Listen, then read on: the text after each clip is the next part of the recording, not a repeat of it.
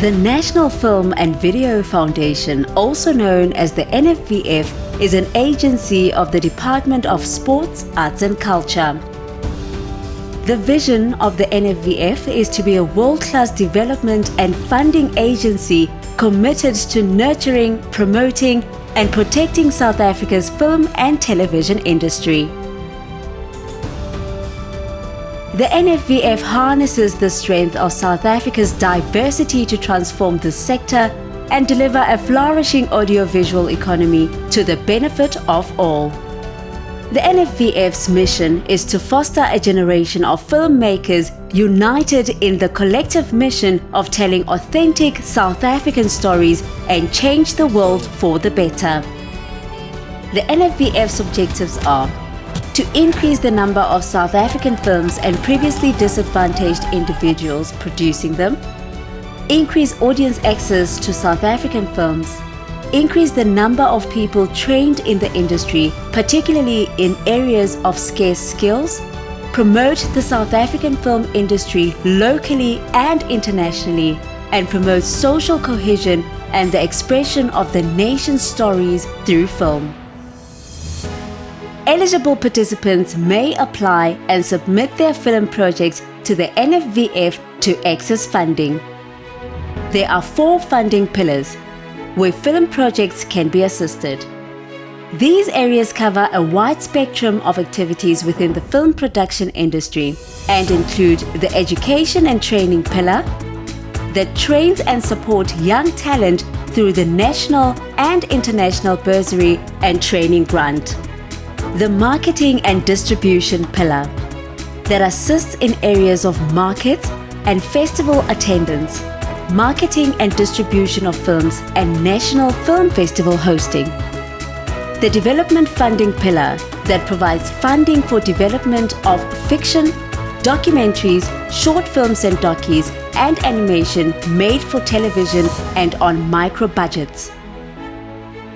And the production funding pillar that assists in the area of actual production and the implementation of the film shooting and post-production stages. A tiered approach to funding ensures all levels of filmmakers, from emerging to experienced, benefit equitably from funding and programs of the organization. This intervention is geared towards first-time filmmakers having a calling card in the film industry. Tier 1 includes experienced filmmakers who have a proven track record of developing and producing at least 3 successful and commercially viable feature films, TV films, or documentaries. Tier 2 includes filmmakers with limited experience who must have developed and produced 1 or 2 feature films, TV films, or documentaries, or 2 or 3 short films and/or commercials.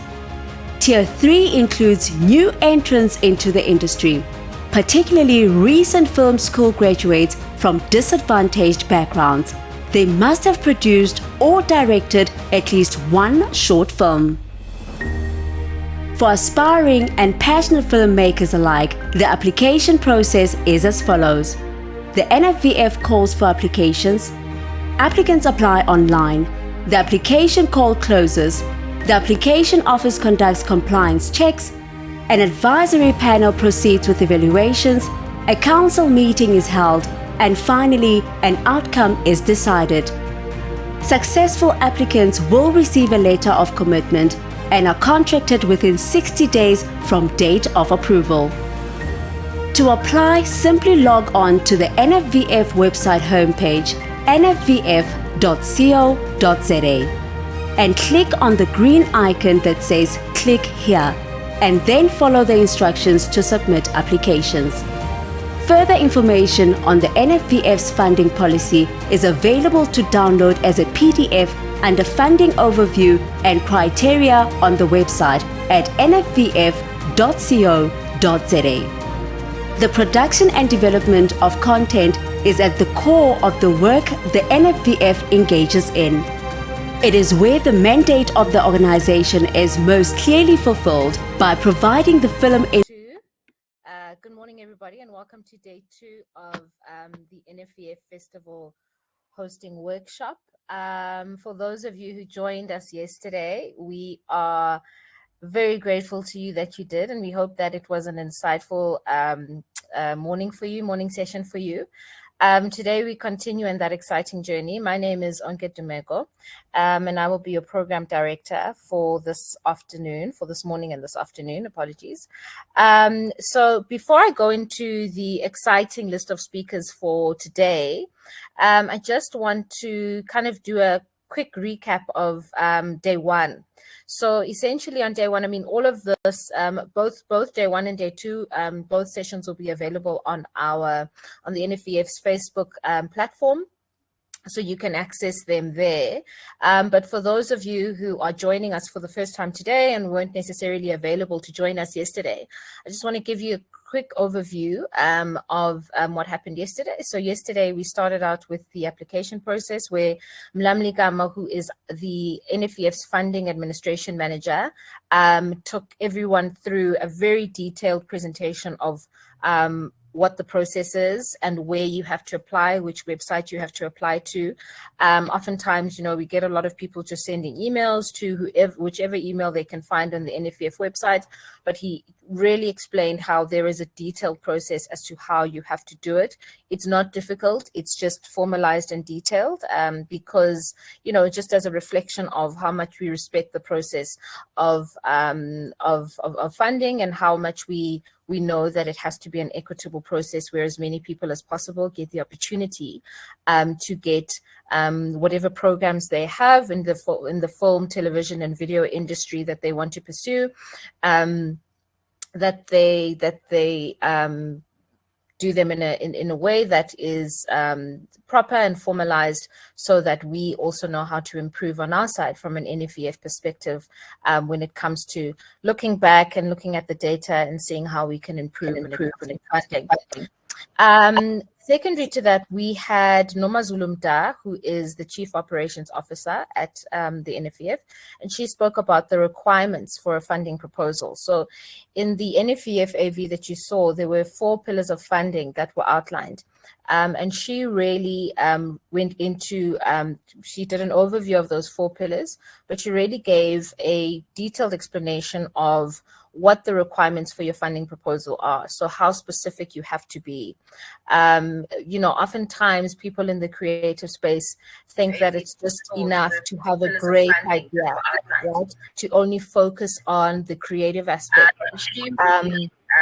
However, it's even more important to be focused on the requirements for your funding proposal are. So how specific? So she went into those elements when it came to the funding proposal requirements. And then we had Pragna Parastompak, who is a recipient of funding from the NFVF, and she went through the ideal strategy for a film festival. So how you have to absolutely think of every single aspect when it comes to your film festival, but more importantly, a strategic approach towards it so that you get the funding that you require, and you end up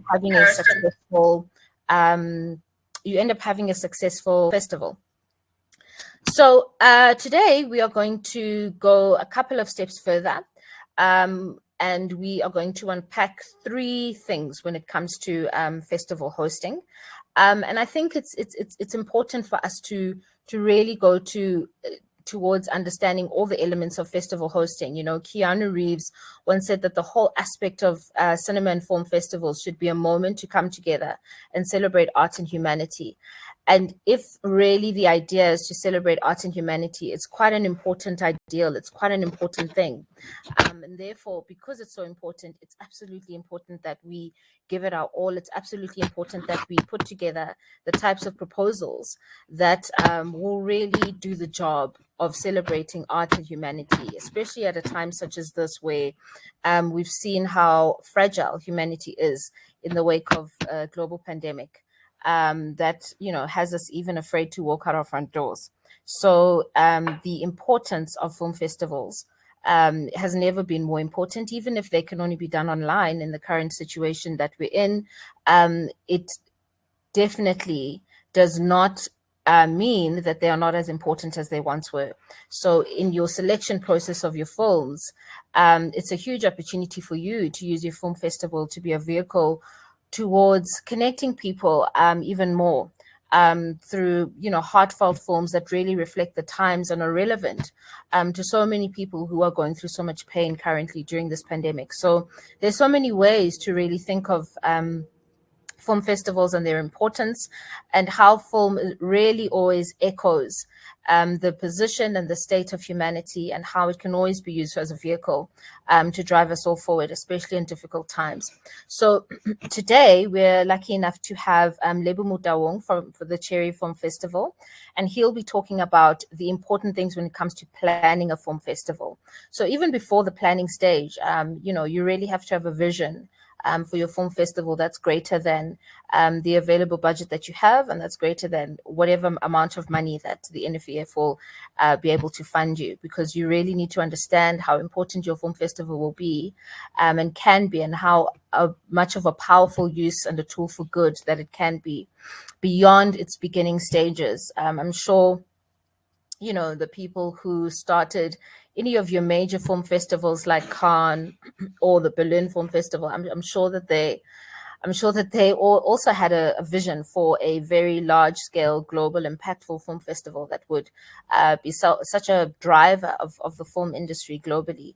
And I think there's nothing stopping you from having that great vision for your film festival as well. So besides the vision, you have to have a plan as to how it's all going to come together.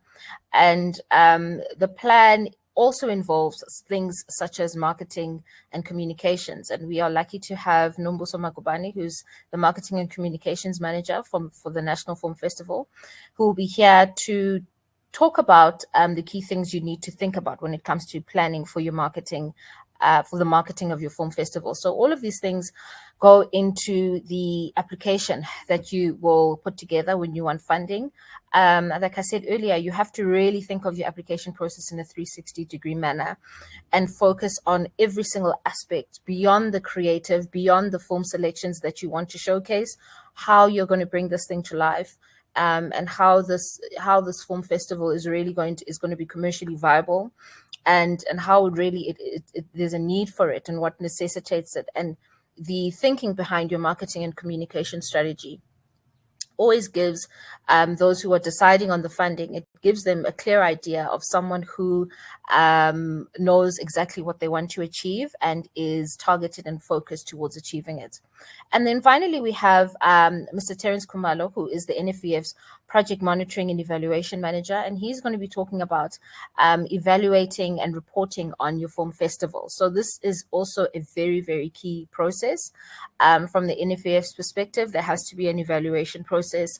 And also, once you have completed your film festival, the reporting process, how you report back to those who have funded you. So in this case, obviously, it would be the NFVF, but also, you could use those types of skills to report back to other sponsors that you might have acquired to ensure that your full festival is successful. So think of all of these skills that are being offered today for free. Think of them as skills that you can use outside of funding specifically that you're pursuing for the NFVF. You don't know how much they can help you in terms of other partners or sponsors that you want to bring on board.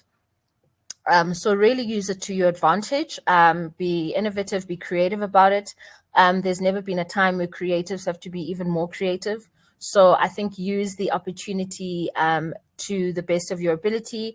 Once the presentations are over, we will have a Q&A session where you can ask all of our speakers all the questions that you want. I will request that we stick to the funding for film festival hosting. If it's something that you never thought you would be able to do, well, and your questions were related to funding outside of that, then there's always an opportunity to contain them within the film festival spectrum. So get your notepad and pens, get your cups of coffee, sit comfortably wherever you are. And please enjoy all the sessions, take as much information as you can from them, ask as many questions as you want, and take as much from this as you possibly can. So I'm going to hand over to our first speaker, Lebo Motaung, and I hope you enjoy your morning and beginning of your afternoon with us. Thank you.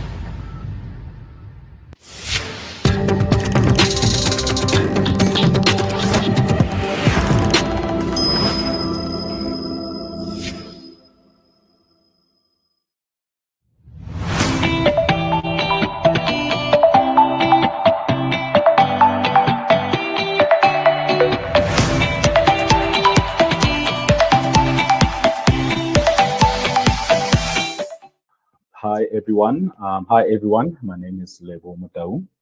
I'm representing the Cherry Film Festival. It's a film festival that happens in Vicksburg. Every year, we always try to have it towards the end of November of every year. The film festival is now about 3 years old. And this year we should be hosting our 4th annual Cherry Film Festival.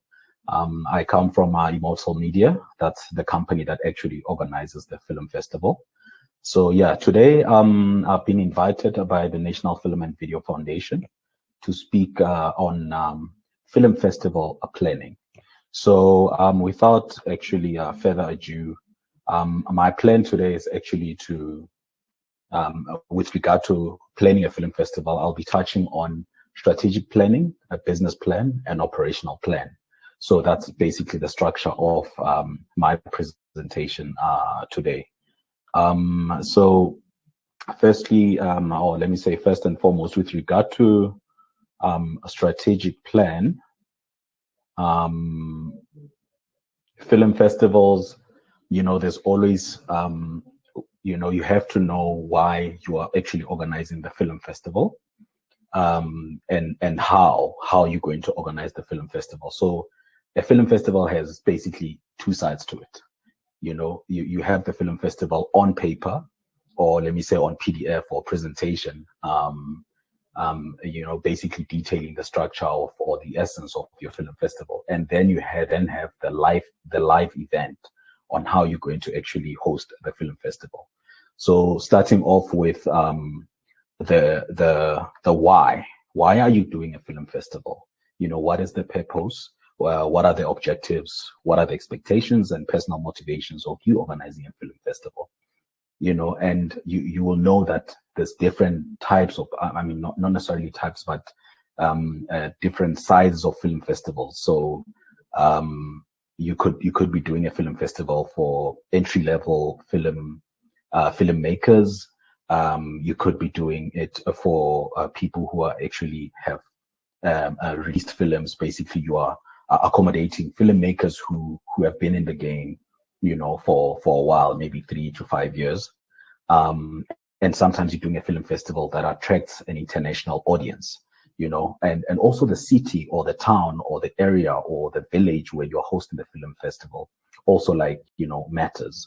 So, but starting off with the why are you doing a film festival? That will, sort of influence or advise the strategy for how you're going to plan around the film festival. Is it because you love films, or you saw others, around the country organizing a film festival for their city or town, or you saw a gap for a film festival in your area? For instance, like with us at the Cherry Film Festival, there was already a cherry festival that was happening in the town of Vicksburg, but we realized that there was no film festival component to that festival. So we then approached the organizers of the Cherry Festival to say, can we do a film festival, as a component of, the whole arts festival in the town? And we were welcomed by those people. And by the way, personally, I'm also from Vicksburg. my parents stay there, my family stays there. So that's how we then got to choose Fixberg, because that's usually the question I always get. Why did you choose Fixberg? Why did you want to host a film festival in Fixberg? So that's the main reason. There was no film festival, but there was already an ongoing arts festival. I think the arts festival had been going on for about 10 years now, or 10 to 15 years. And then when we came in 2018, when we then brought the first Cherry Film Festival, it was the first of its kind, you know. So you always need the reason. Why do you want to organize the film festival? Some people want to make money, you know. Some people, you know, can always say that no, they know the film industry, and they believe that you know, there needs to be more platforms for films. Some people actually just want to have something to do. Some just say no, I needed a job, you know. And then there has to be something about your film festival, you know. Does, you know, anything similar already exist in the region, in your region, whether you're in Gauteng, in Free State, in KZN, in Western Cape, in Eastern Cape, wherever you are in Mpumalanga, you know, and if so, what is the, you know, what is different about your film festival that justifies another similar festival? So let's say you are in Free State, you know, with us, another film festival that we knew about was the one that was happening, I think, at the University of Free State.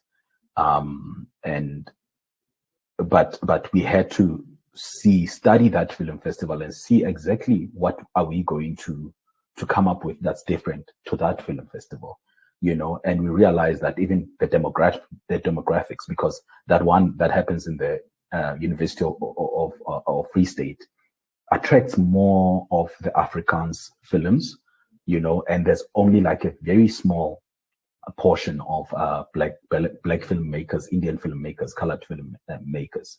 So we then decided to, you know, to organize a film festival that caters more to the you know, to the black, Indian, and colored demographics. And we still also include some Afrikaans films, because there's still an audience that actually, you know, that's been exposed to film festival within the Afrikaans community. And then another thing is, you know, who then attends your festival, you know, in terms of who do you intend to be an attendant of your festival? Why should it interest them? You know, what are you personally hoping out of the film festival? And does the size of the audience match the scope of what you envision with your film festival? And what is the tone and character of your festival? You know, so those are some of the things that before you even organize a film festival, you have to look at, you know. And then we then move towards the vision, the mission, and your goal and objectives of your film festival, you know. So your vision is what you aim to achieve with your film festival, and not necessarily now, but somewhere in the future. You know, what's the end goal? You know, are you only just going to do a film festival that achieves something for this year, for the next 3 years, or you want to establish, you know, a film festival that's going to last decades and decades, if not a century, you know? So you have to, you know, you have to be very intentional about that, and you have to plan around that, you know. And does your film festival embody your envisioned values, you know, as an individual? You understand? So your character also and your personality also comes into play. It's not just about organizing a film festival as an event, you know. And again, you are still now building the body of your festival on paper. I need you guys to remember that. And all of these, you know, will inform your content decisions, your programming, the tone and character, even your choice of partners, you know, with your film festival. So, with regard to the vision, you need to have a vision statement. You know, for instance, you could say that, you know, your film festival is intended to be the premier festival for the celebration of South African film and filmmakers, or just African film and filmmakers. And then you also need to then have a mission statement.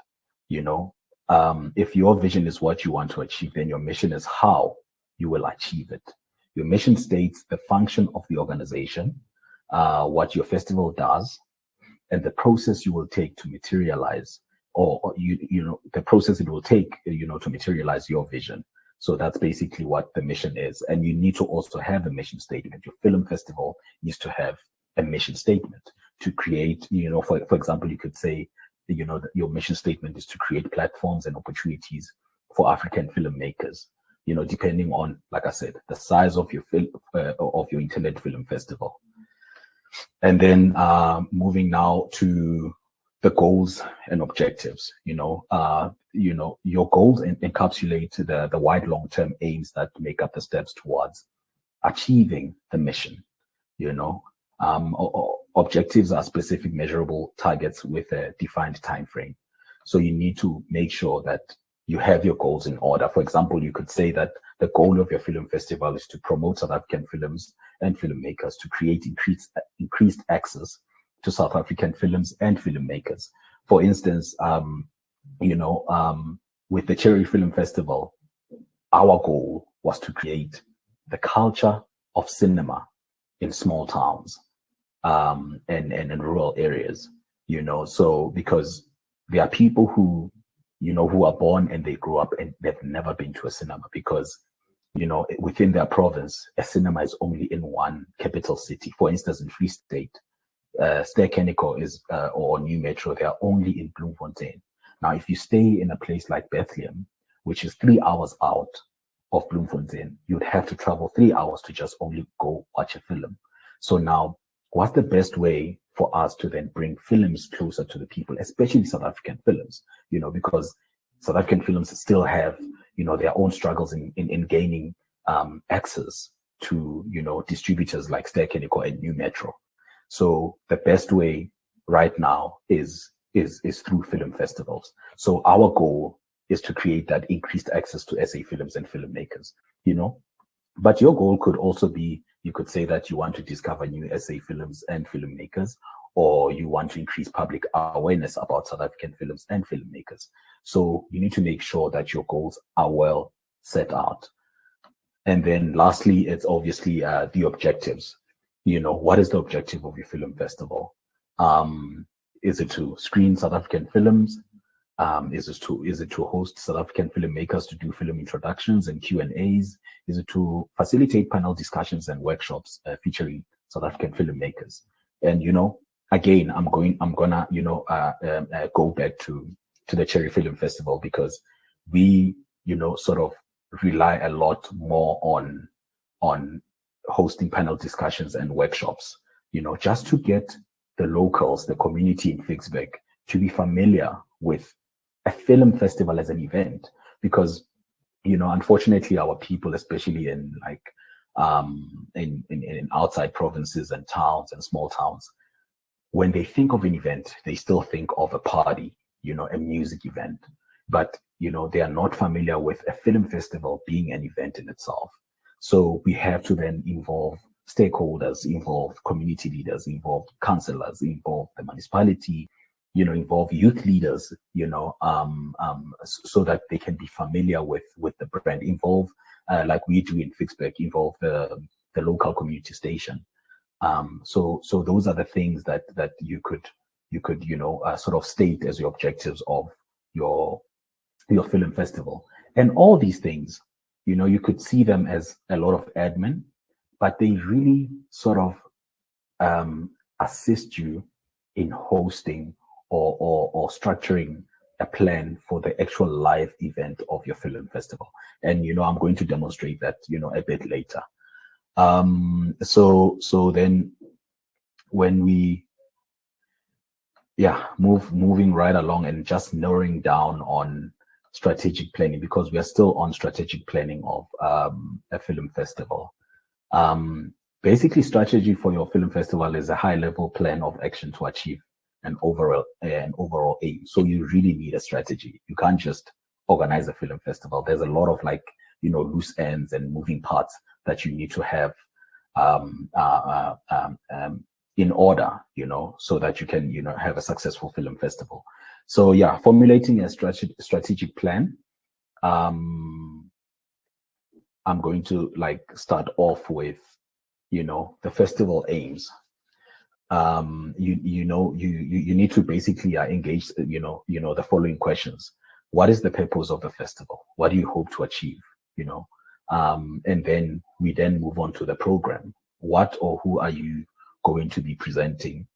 What focus areas or themes do you have for the film festival? And then the funding, how are you going to pay for the film festival? Are you going to need, a funder like the National Film and Video Foundation? Or are you going to, involve the municipality in that area, or are you going to involve the provincial government in your province, or are you going to then maybe like move to like private sponsors, within the private sector? So you have to like decide on those things, and will your film festival be profitable? Are you looking to make money, or you just want to make enough money just to pay for your costs?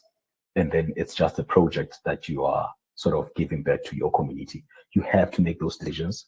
You have to be very intentional about all of that, and then are there necessary resources, are available to you? Expertise, equipment, content, services, staff, for instance, with our Cherry Film Festival, when we started off, we had to like pull off a lot of favors from industry experts. We had to like, just ask people to say, listen, can you please come through and give a panel discussion? We will cover your travel, your accommodation, and your hospitality. We don't have money to pay you for your service, so you have to pull out those favors. And unfortunately, sometimes it can be difficult to pull out those favors when you are not within the industry. Like I said, we are from Immortal Media, so the company already does production within the industry. So we are sort of familiar with a couple of actors, a couple of film directors, producers, so we have like also formed very close relationships with these people. So, and now it was, even easier for us to say, please come through, we'll cover this and that for you, do us a favor.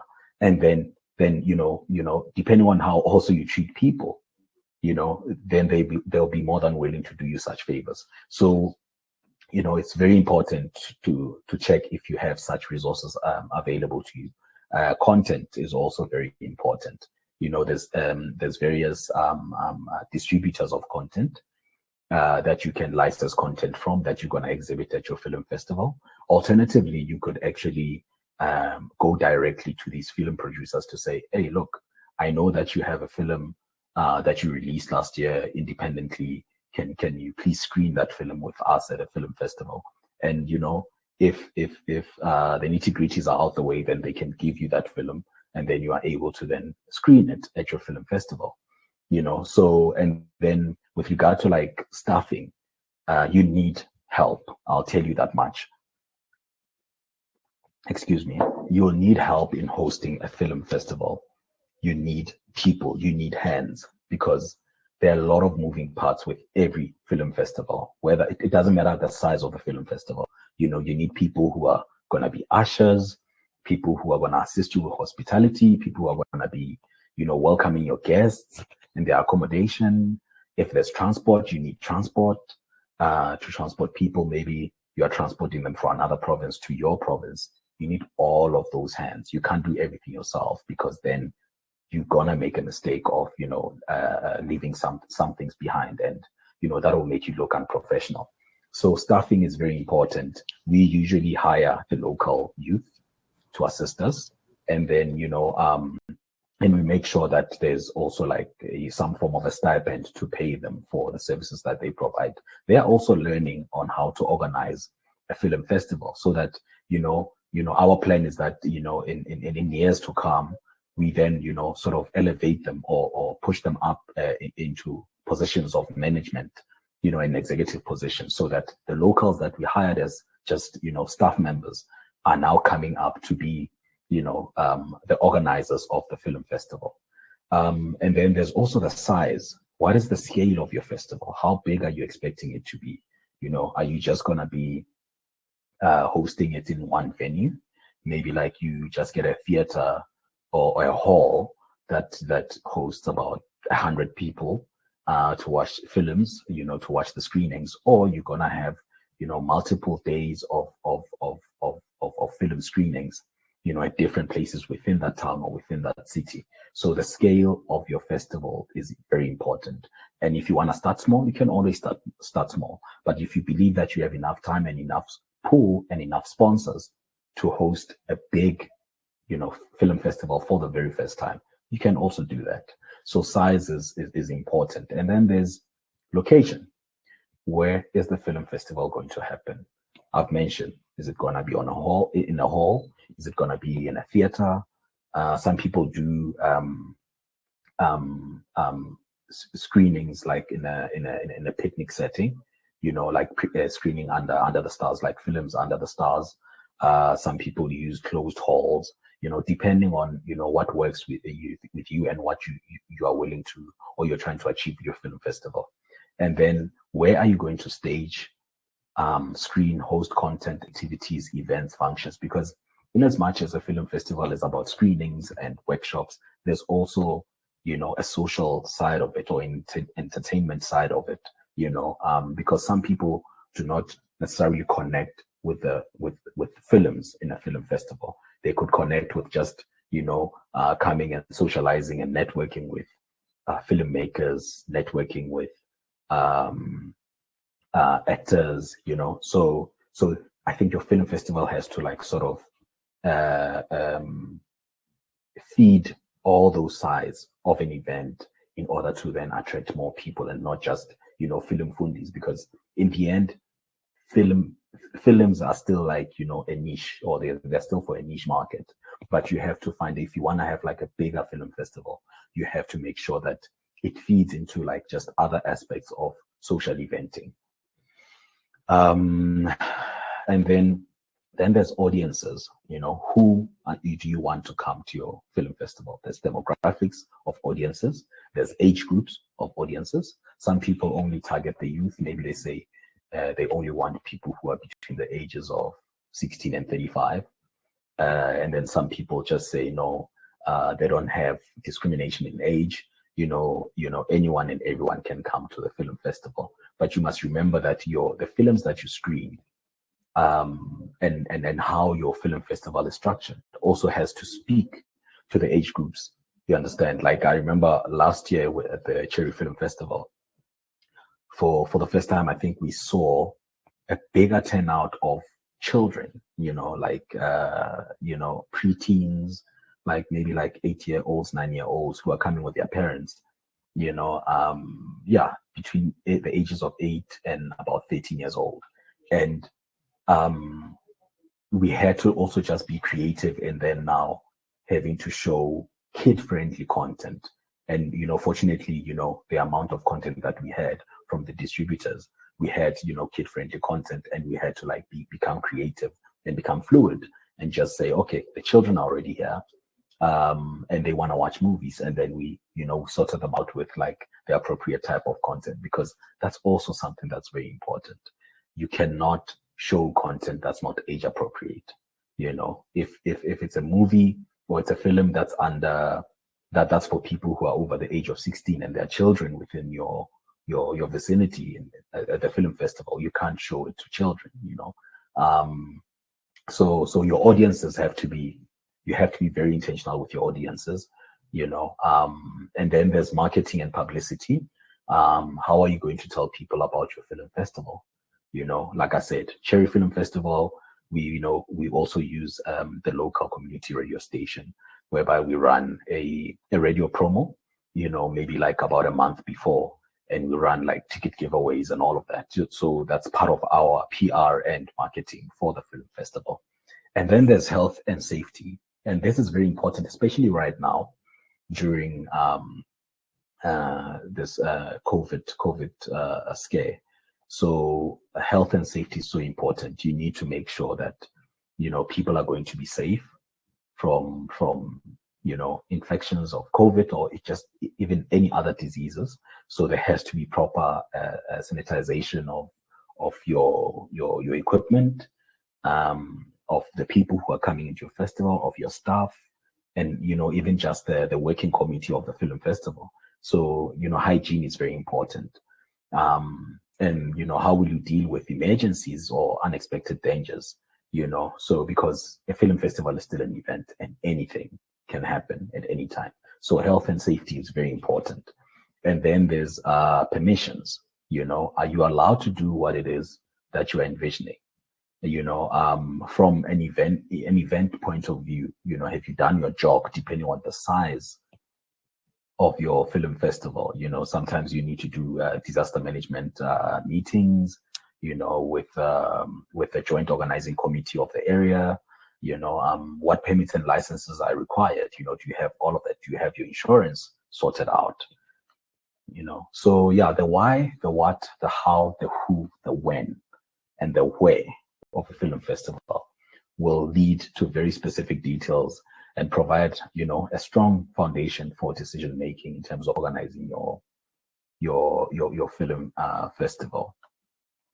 So just to sort of finish up with regard to strategic planning, you need to be able to analyze the environment or situation, make diagnosis of everything, within the film festival, formulate action plans, implement your action plans.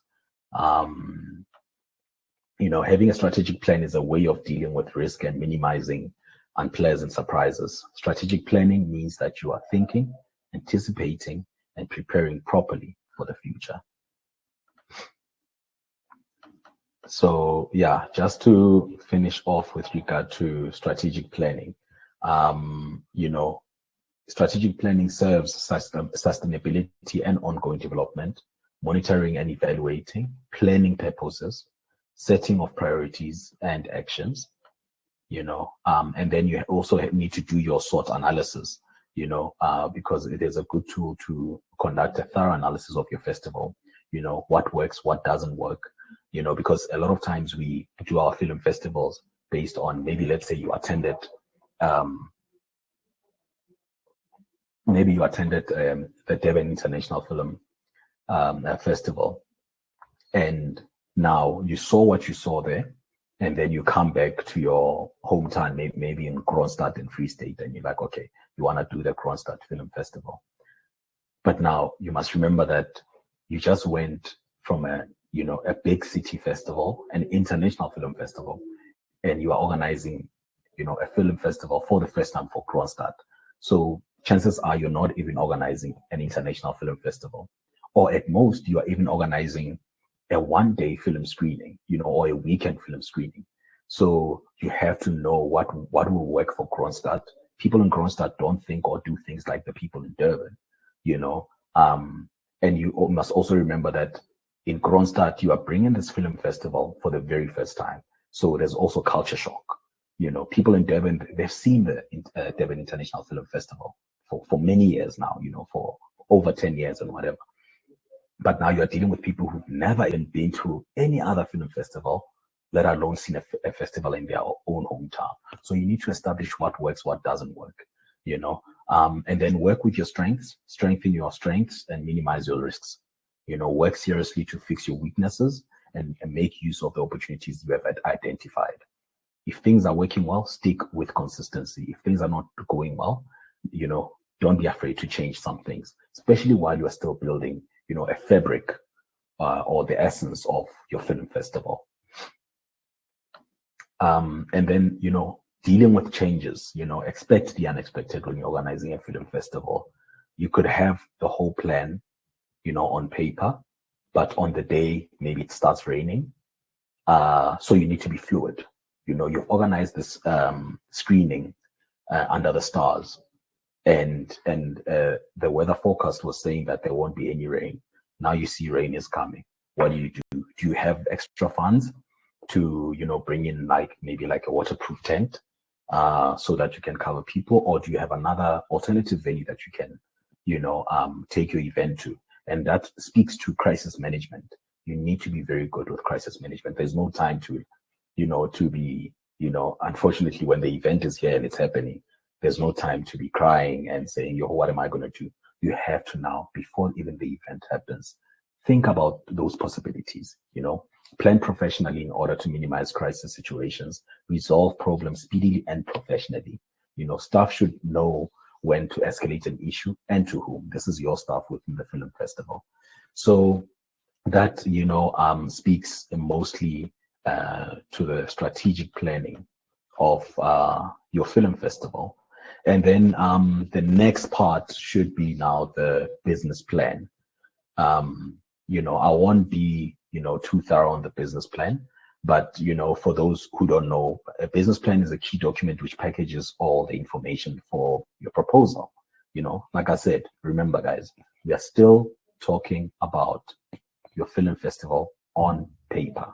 You know, this is the main planning of the film festival, because everything, you know, all your plans have to start on paper before you host the live event. And then you have to, you know, your business plan has to set very clear goals for implementation of your film festival. The business plan must have numbers, you know, everything the funder needs to know when considering to support your film festival or not. You know, and I think for people who have not put together a business plan, I'll just go through the contents of a business plan quick. You know, and so that you can know exactly how to put together a business plan. You know, it needs to have your executive summary, which, you know, contains the legal status, history, goals, ethos, creative vision of your film festival, your mission and vision. You see now the mission and vision come back again now. You know, overview of strategic planning. There has to be a program of your film festival, structure of your team organization. You remember I told you that you cannot organize a film festival without a team. You need hands, as many as you can, even if it's just volunteering hands.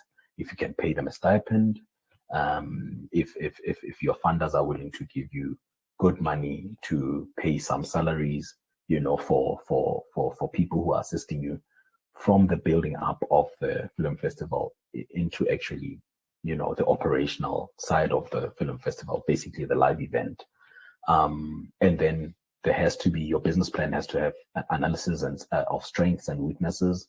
And of course, there's always that, the finances, the financial plan. You need to have a financial plan. So that's about it with regard to the business plan. And then now we move to the main event.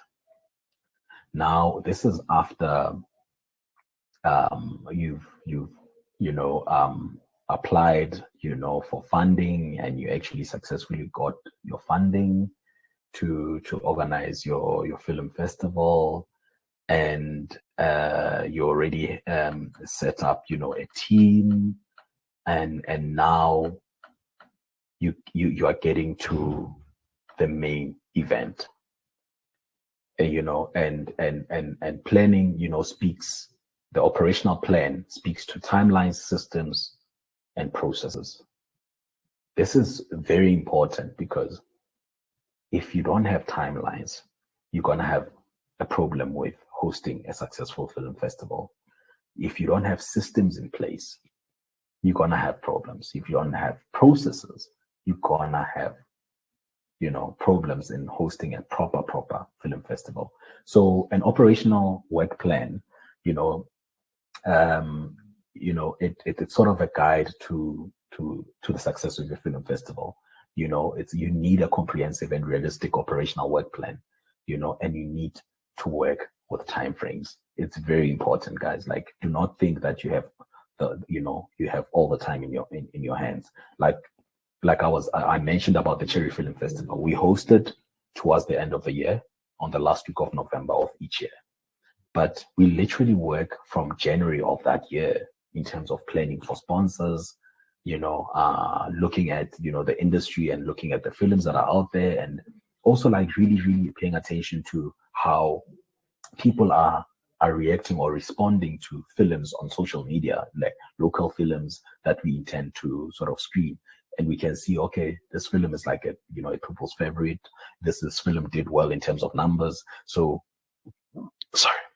We start then selecting the type of movies we're going to show at the next film festival. So you need to make sure that your work plan masters the schedule of milestones that need to be achieved by specific dates. You know, there has to be a series of schedules drawn from the master schedule for various departments. So when I talk about various departments, I'm talking about the departments within the organization of the film festival. You know, like I said, you have ushers here, you have the guys who are assisting you with marketing, you have the guys who are assisting you with transport.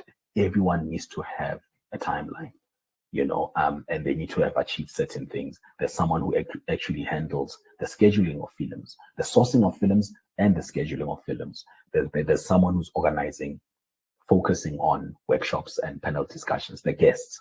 So they have to contact the guests in time, make sure that they get their celebrity guests or experts, industry experts to put in, their film festival within their diaries to say, okay, end of November, we're going down to Vicksburg.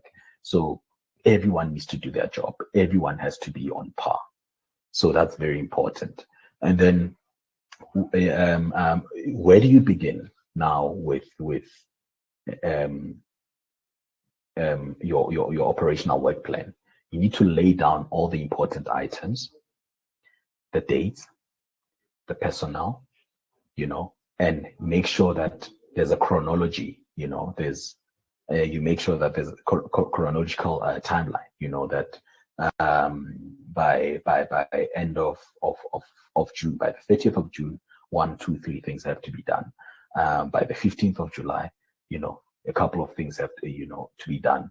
If you need to get a license from the Film and Publication Board for you to screen films, because you don't just screen films, you have to get the proper licensing. You make sure that maybe by mid-September, the licensing is sorted. So the person who handled the personnel handling licensing for film screenings they have to make sure that they've paid for the license by mid-September, and the license has been issued, So, and then there has to be, you need to highlight priority areas and potential problems.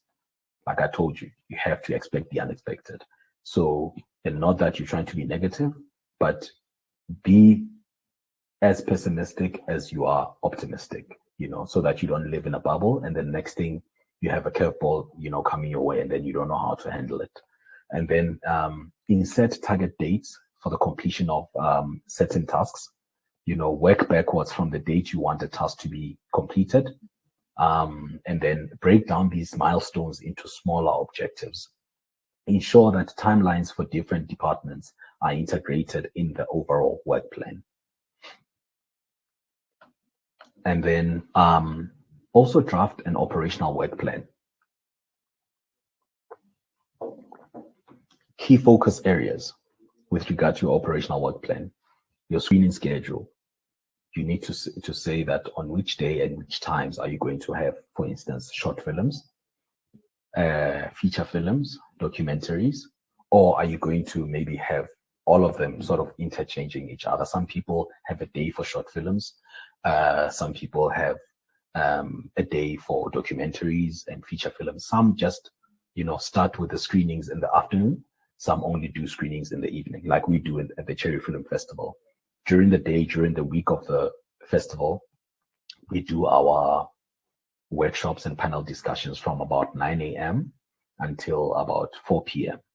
And then we give people an hour just to, catch a breather. And then we start, sort of welcoming the people who are only there for screenings, because not everyone who attends the workshops want to be there for screenings. So some people are going to leave, then some people are coming in to purely watch the films. Then, film screenings start from 5 until 9 p.m., So screening schedule has to be on point. Festival dates, you have to sort out your festival dates as soon as possible, because that also advises how fast you move on things like applying for funding, on things like, approaching sponsors, setting up, putting your systems in place to make sure that even your marketing plan, starts, in time before the film festival actually takes place. You have to design your brochures if you plan to have brochures, posters on the streets. Some places are not, in some communities, in some places in South Africa, we're still facing the realities that people are not, all the way tech savvy. So not everyone is going to be on social media to go onto the Facebook page of the film festival or follow the Twitter page or the Instagram page.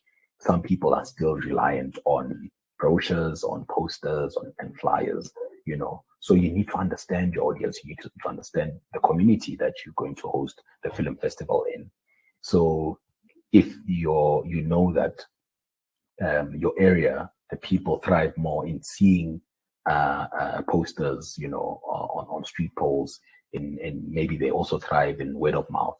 You need to make sure that your planning feeds into that. So there has to also be festival participants.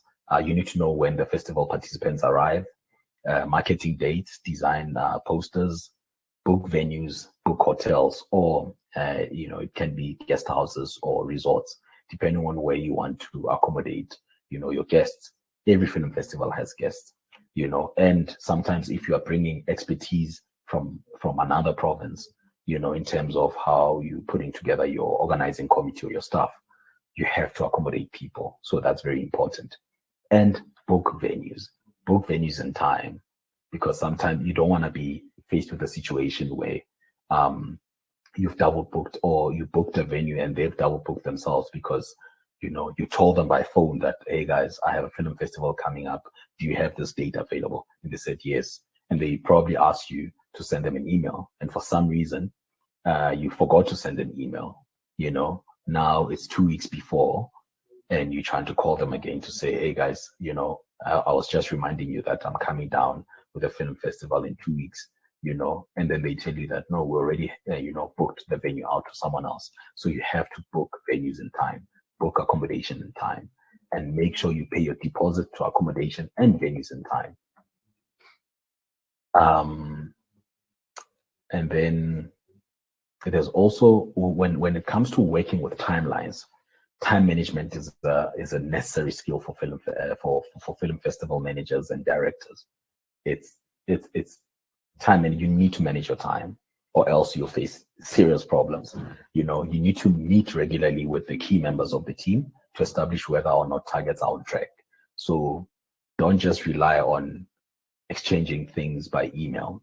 Right now, things like virtual platforms are at your disposal to actually just, even if you don't meet in person, you just, make sure that every week you meet at least once to discuss where everything is, whether things are on track with your whole team,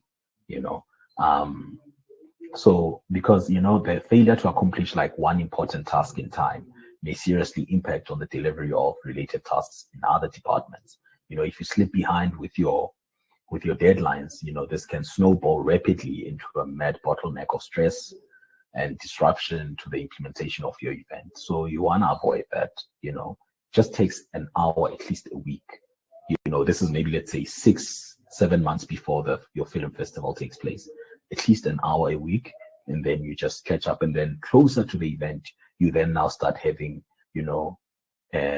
an hour meeting every 2 or 3 days, because now everything is happening quicker, especially if it's your first time hosting the film festival. With us at the Cherry Film Festival, we've been hosting this event now for 3 years. It's our 4th year this year.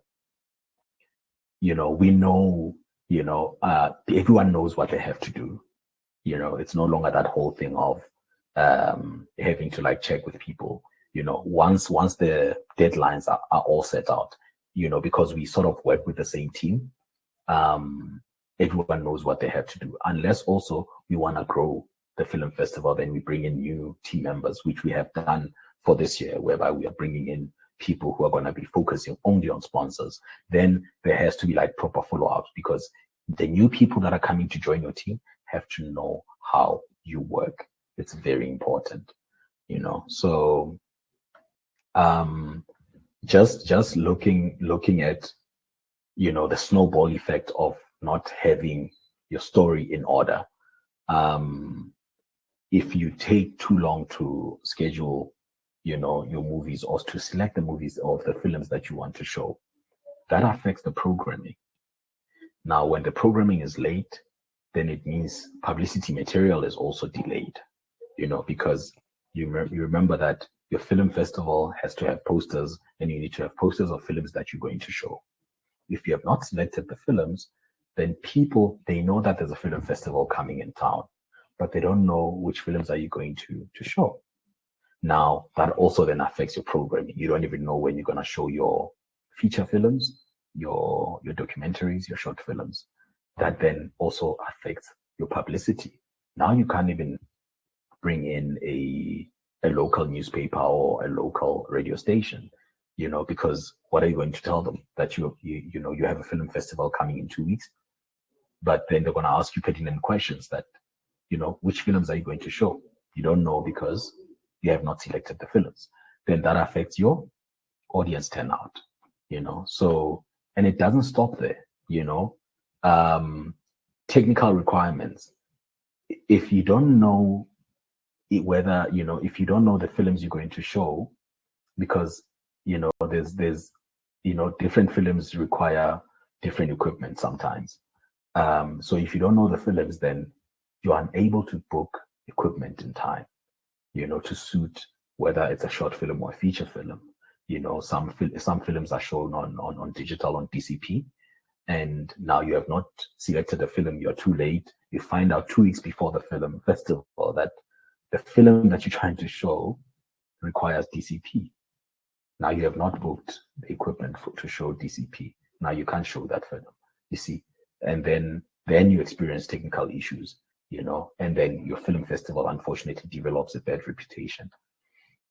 So it's just, and then it doesn't stop, even the staff that you select to assist you with the film festival, with hosting the film festival, you have to do that in time, because you need enough time to train your staff, because now here you have a film festival, you have your values and principles, that's how you do things, but now you have not trained them in time to then, sort of work well with your audience, less training time, poor staff complement, staff is not able to carry out responsibilities. Again, your festival develops a bad reputation. So all these things you can, really avoid them, by doing things in time and making sure that you have a proper workflow and processes in place, and that, the system, the set of principles is something that's done, and you have a properly organized scheme and method of how you're hosting your film festival, and you make sure that each and every department within your organization has a workflow or a system in this way that, you evaluate the department and the tasks, you create the system, you document the system, you communicate the system, you work the system. So you make sure that you, as a film festival director, you are overseeing the festival, the job of the festival manager. The festival manager makes sure that they oversee the job of the staff members. So there has to be that hierarchy and that proper structure. Everything has to work, accordingly. And like we said, there has to be systems and processes in place. You don't just host a film festival because you've hosted parties. I mean, for instance, I've been hosting social events for close to 15 years, but I had to humble myself when I was planning for a film festival, because film festivals are just a different beast altogether, So, but yeah, look, in the end, each film festival is different, and it will be difficult, for me to give a system that will work for every film festival. But like I've told you, that you have to go back and sort of consult yourself, and what are you trying to achieve with your film festival? And then that will speak into the type of processes you have and the systems you have in place. You need to evaluate your film festival and create the system that will bring about efficiency. Everything I've presented today needs a system. It's up to you to create it and use it. So yeah, I hope I was of assistance, and you will be able to organize a successful film festival. We need more film festivals in the end, to assist, even the National Film and Video Foundation, to reach more audiences across South Africa, to assist filmmakers also to access different markets. We can't just only rely on the big time distributors like your State Chemicals and New Metros. We need to use film festivals as events where we also access the market. So that's about it from my side. Again, Lebo Motaung, Cherry Film Festival Director. Thank you for your time.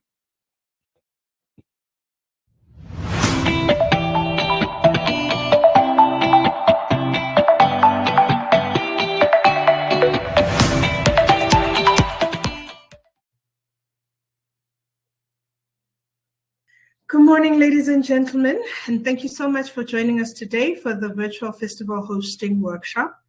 My name is Nombuso Magubane, and my aim for being here is to share as much as I can about how to create a marketing plan. So the reason for this particular initiative is to make sure that everybody is aligned with how to best craft your application so that the people that read it to approve your funding are able to firstly comprehend what you're trying to say, and secondly, it's your voice in your absence, so it speaks on your behalf. So I'm just going to give you the best I can to enable you to make a good marketing plan. My role at the NFVF is a marketing and communications manager, and I'll be taking you through my presentation. So the basics of what marketing is, it's a science of art of exploring, creating, and delivering value to satisfy the need of a target market at a profit. The basics of it is that for a target market, can I redo that? Are you with me? Yes, I'm with you. That's fine. You can start again.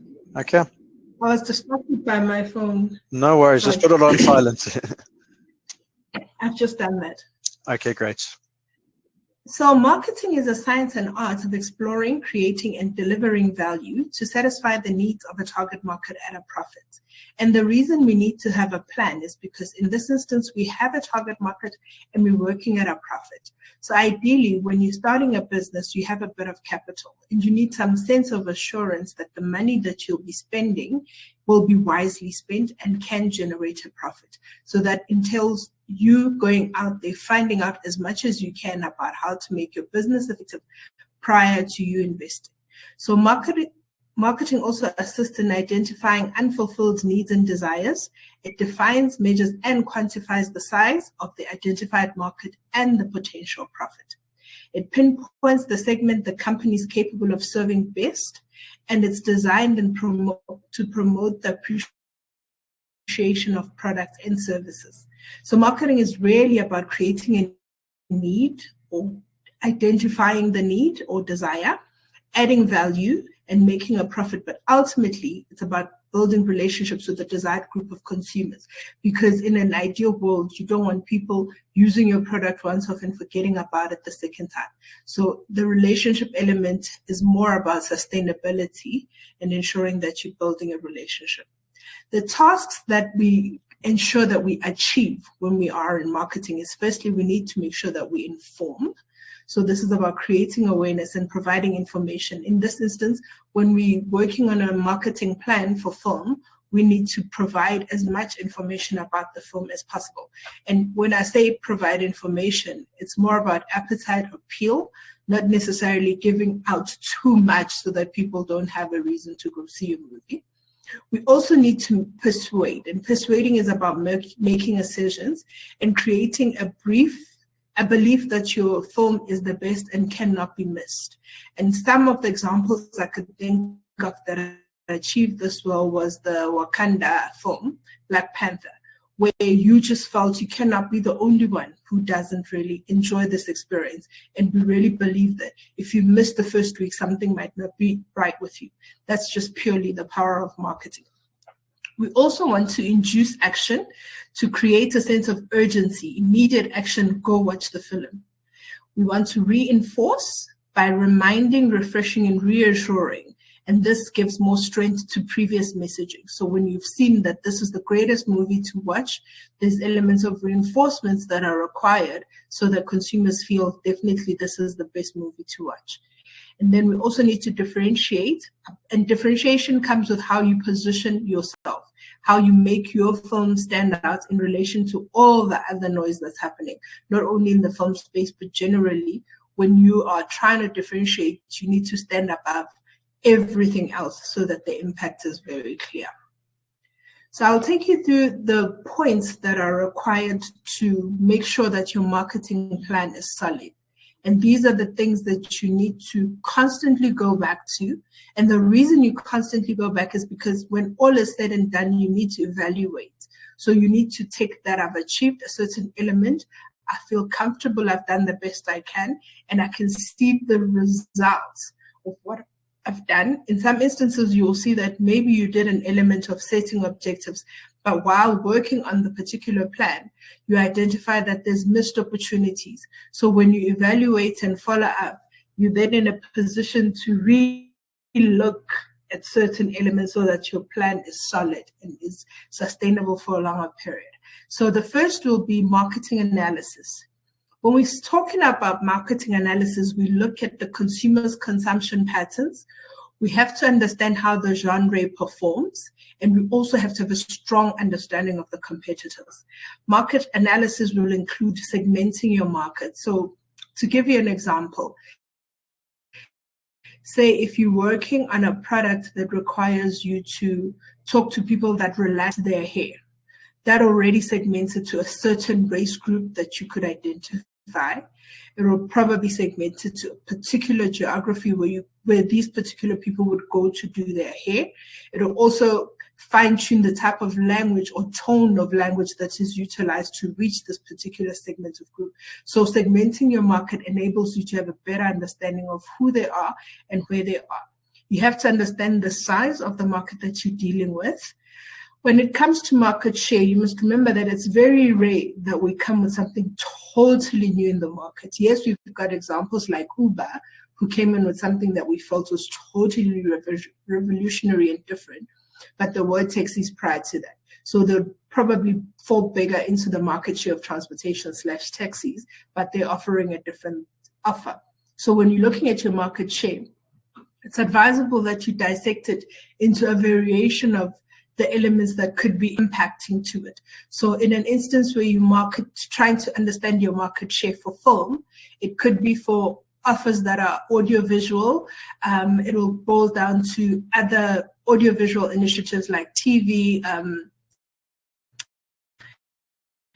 Some people are watching cell phones now, others go to cinema. So all those elements need to be understood very, very well. How the consumption happens will determine how you understand your market share. You have to understand the spending group and how much they're willing to spend. And this will also help at a later stage with your pricing. Because if you're offering a movie, for example, at a cinema experience of 120 Rand, but there's options to get it on VOD for only 20 Rand, then you need to understand which target market will be willing to spend that 120 and how big they are versus those who want to spend 20 Rand and how big they are. And you always, always, always need to know your competitor.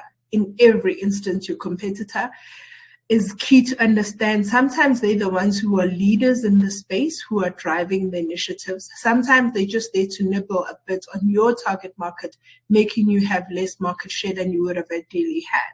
So you need to constantly monitor what is the competition doing? What are they doing to succeed in the market? What are they doing to stand out in the market? Also understand their weaknesses, because that will enable you to polish up on your plan so that you can do better what they're not able to achieve. And their influence in the market is very crucial. You know that when you've built a relationship with your consumers, it's almost a given that your consumers will follow you everywhere because they trust you. There's a relationship built. People who've been using Sunlight soap, for example, for the longest time will not even try new products because for them, it serves the purpose. So it clearly shows that that particular brand as a competitor to you is very influential. And you'd need to understand how to compete in that space, or even if it comes to having difficult conversations with yourself on whether you compete there or not. The second part of doing a marketing plan is identifying your target audience. When we were studying marketing back in the days, it was a bit easier targeting your audience because for lack of a better word, there was it was easy to identify. Nowadays, you're required to do a lot more understanding of the market and a lot more digging. So in an instance where you're working on a film festival, for example, you'll need to understand who is this film festival aimed at. And you must remember, some people will love horror movies, some not. Some people are for comedy, some not. When you curating a film festival, you may have a film festival that's themed, like, for example, a heritage film festival that will be purely about movies that are about heritage. You could have a docu film festival, or you could have a sports film festival. So knowing who you aim at means that you clear in your head what you're offering, so that you'll be able to identify who it's aimed at. Once you know who it's aimed at, you need to be the champion of understanding their demographics. What age group, what race, what gender, gender being neither here nor there, but you still need to understand the space you're operating in, how it looks at that, what family stage, what education background is required. Education would be more in instances where you're doing a festival in Soweto, for example, and you choose to have one language versus subtitles or something to that effect. It's pointless then, or maybe going to Guguletu and offering movies that are made in Sesotho. We know that primarily people in Cook speak isiXhosa, so it will be important to understand language or education levels that will enable reading of subtitles or comprehension of the language. So this is the groundwork, or getting your hands dirty part, that you need to do. And as a film director, a festival director, you don't have to do it yourself. You could always hire a specialist in the space to assist you. And some of the information is readily available, could be mined on the internet, but you just need to understand what you're looking for and how to read it. You also have to understand the psychographics, the type of lifestyles, the people that you're talking to lead. Are they people who would go to a film festival, or do they even like movies? What are their values, their beliefs? Rating the type of films you want to shape. Because in instances where it clashes with their belief status, for example, maybe it's a film that shows a lot more about drinking and bad behavior in a Muslim community, that will really be concerning. So your understanding is almost always crucial. And some of the impact of psychographics, or how they could be misconstrued, is not necessarily something you could read in a book, which lends me again to saying that if you feel you're not 100% confident with your analysis, we also have to understand the media consumption. And the reason you understand media consumption is because you want to communicate with this group of people, which is your target audience. You need to know where you can find them, what they watch, how they comprehend media, do they even take it seriously? I see nowadays there's a rise of information being passed through WhatsApp, for example. And the moment I open my WhatsApp and the video is more than 7 minutes, even 2 minutes is too much, I'm not going to listen to it. Honestly, it's not for me. But if you are talking to people who think like I do, you can't use WhatsApp as a form of media because it's not as consumed. But in some instances, you find that people take the information on those platforms as the gospel truth and are even comfortable enough to spread it and make sure other people get to know it. It's up to you to get to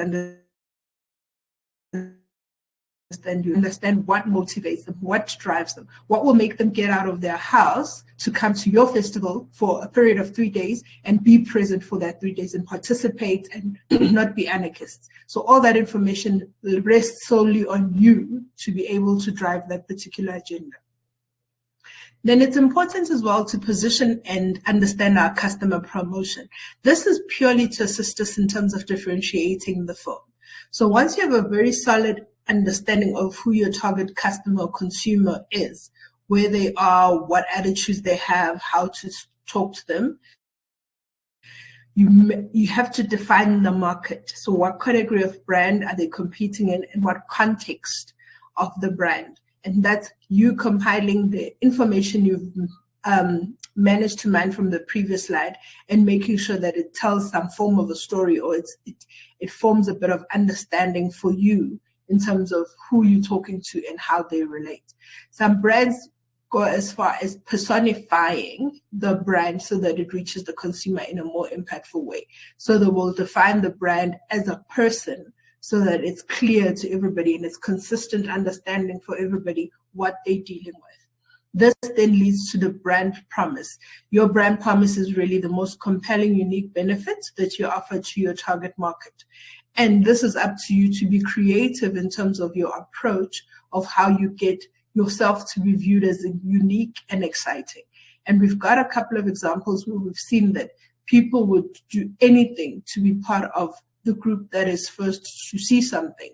And purely it's because of the way it has been driven.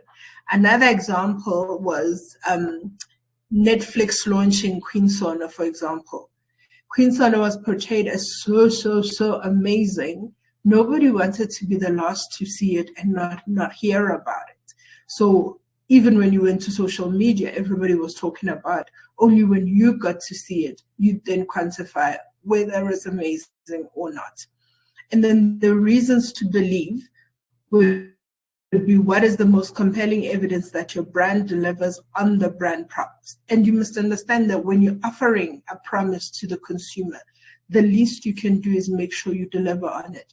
If it says on the pack, it will wash things whiter. The least it can do is wash things whiter. If it says on the trailer, the funniest comedy you've seen in 2021, please make sure we at least laugh when we watch whatever movie it is for that.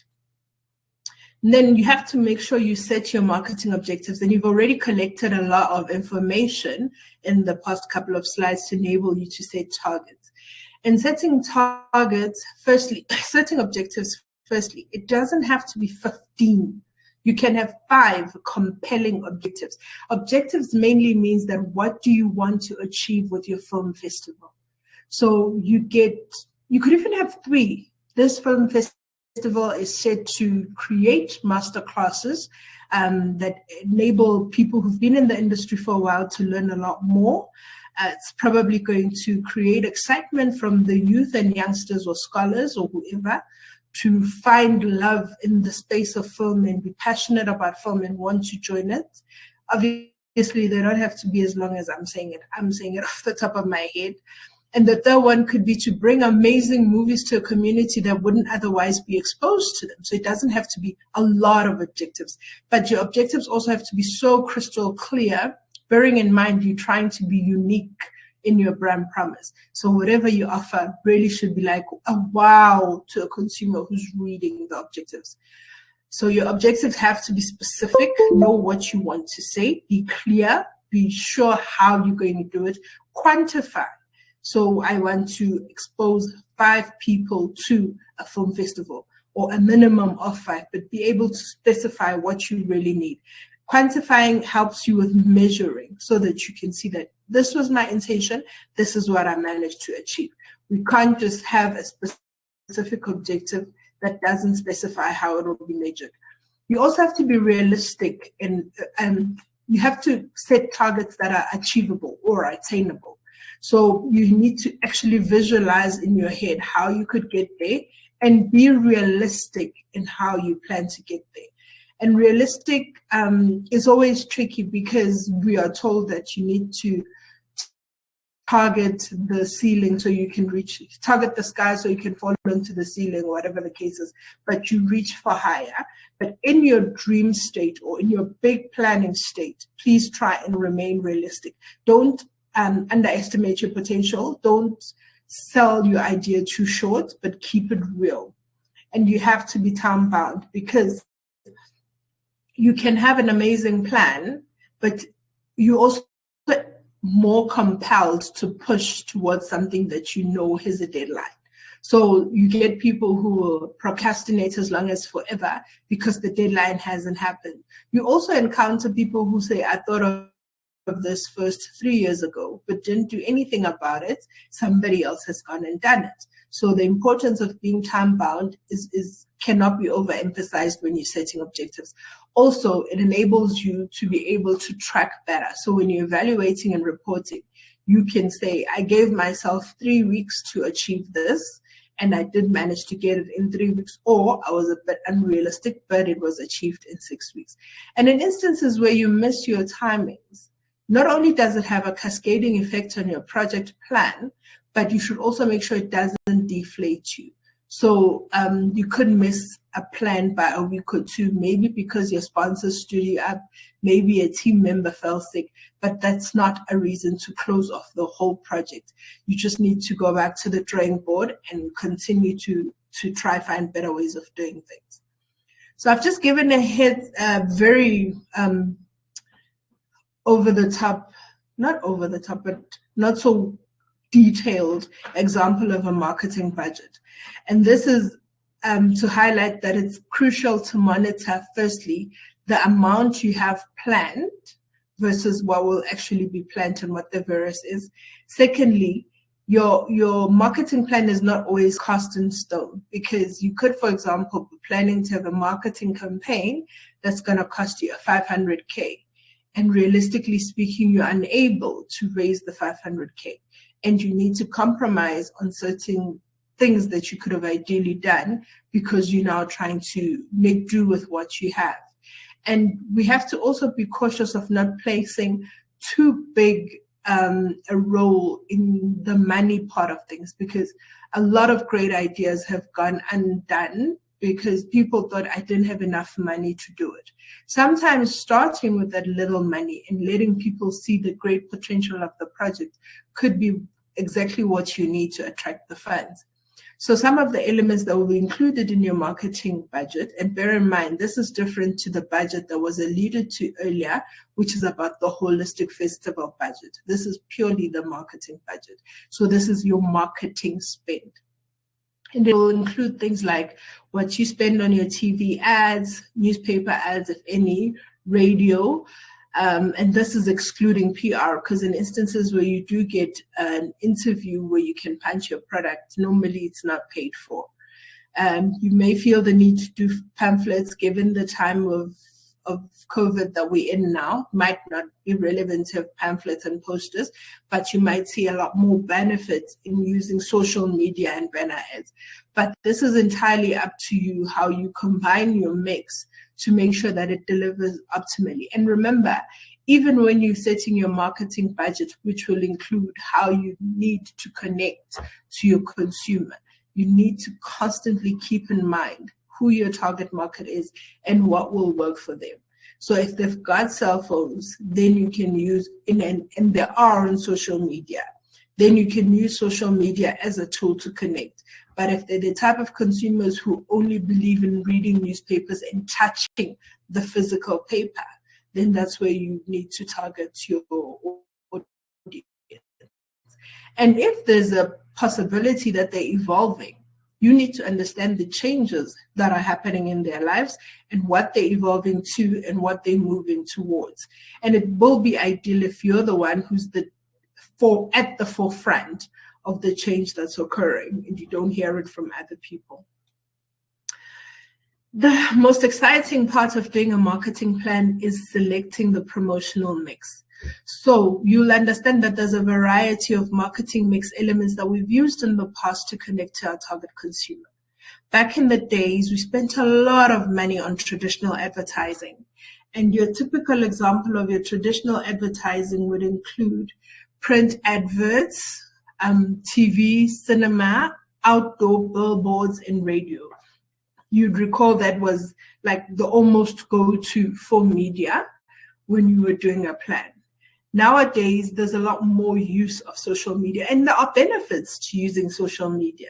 Firstly, social media doesn't give you time to blab on a lot. So you need to be very clear in your strategy, precise in your message.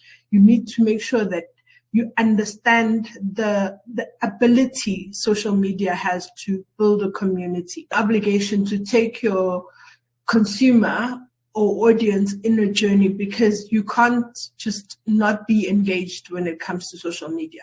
It's a constant way of creating conversation. And in instances where you are slow to create the conversation could be started by somebody else on behalf of your brand. We older marketeers were sometimes shocked by playing your ad, which would normally be on TV for 6 months before you get your ARs. Nowadays, you see the Chicken Licken Michael Knight ad. Within a day, the whole world has something to say about it. It's being shared, it's being spoken about. You can see the traction. So if somebody comes and says the most leading advert is, aside from the fact that you watch TV or not, you'd be able to identify with what they're talking about.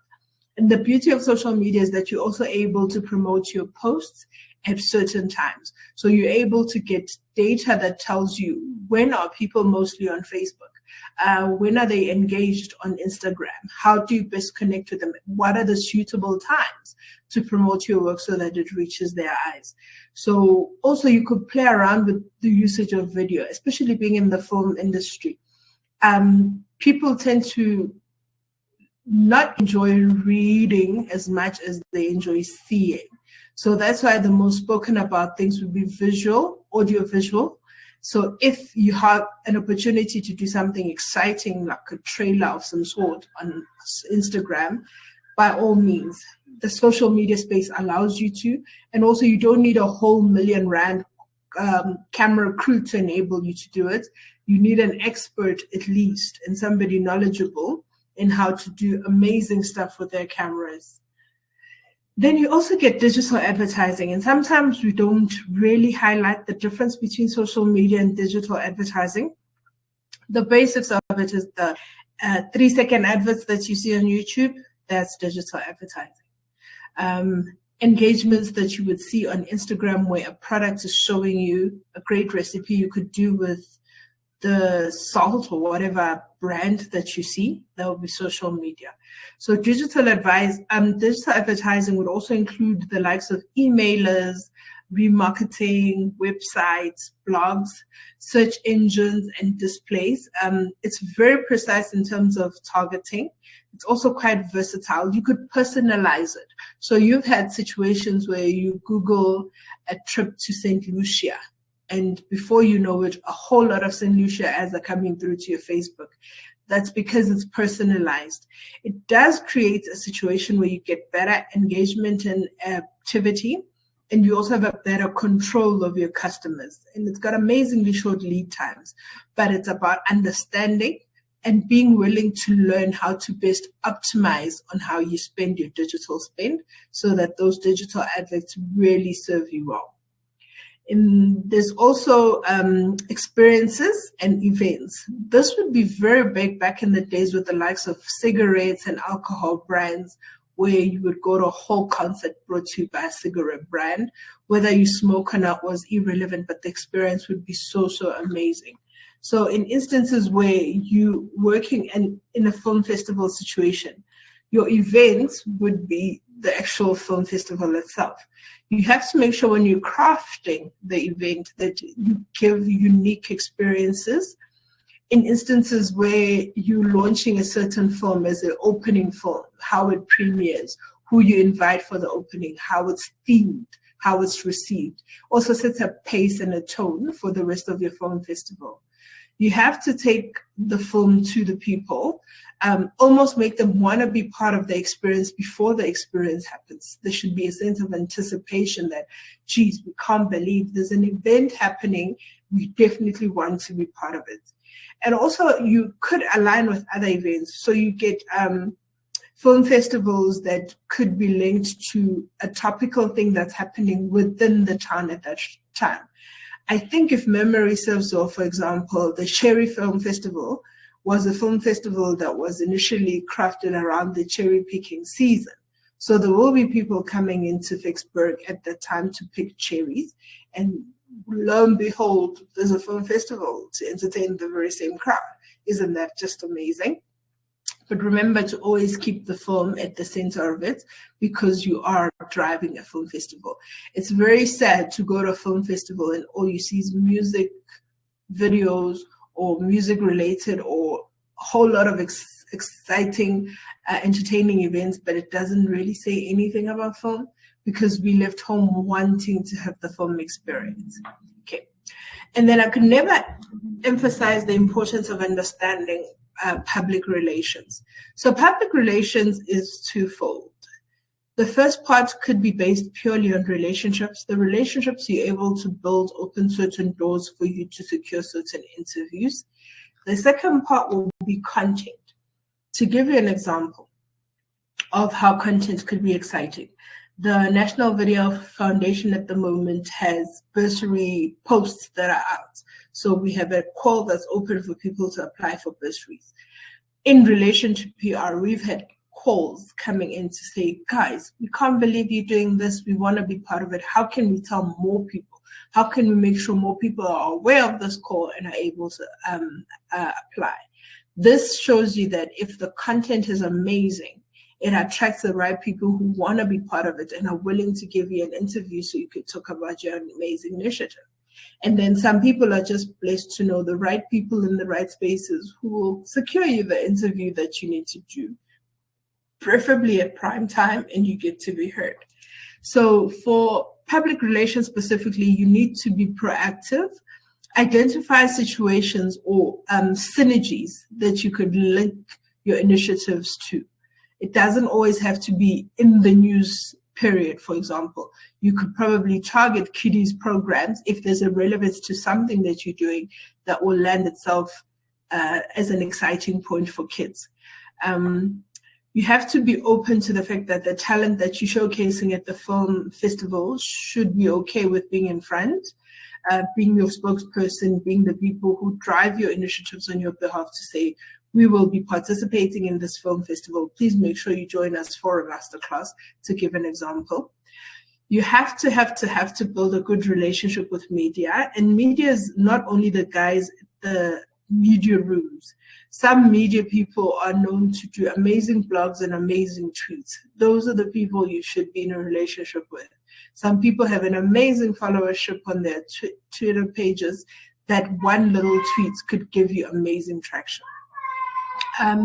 Public relations is also earned publicity, so you're able to quantify how much publicity you have been able to earn based on the interviews you've held or the engagements you've held with initiatives that matter.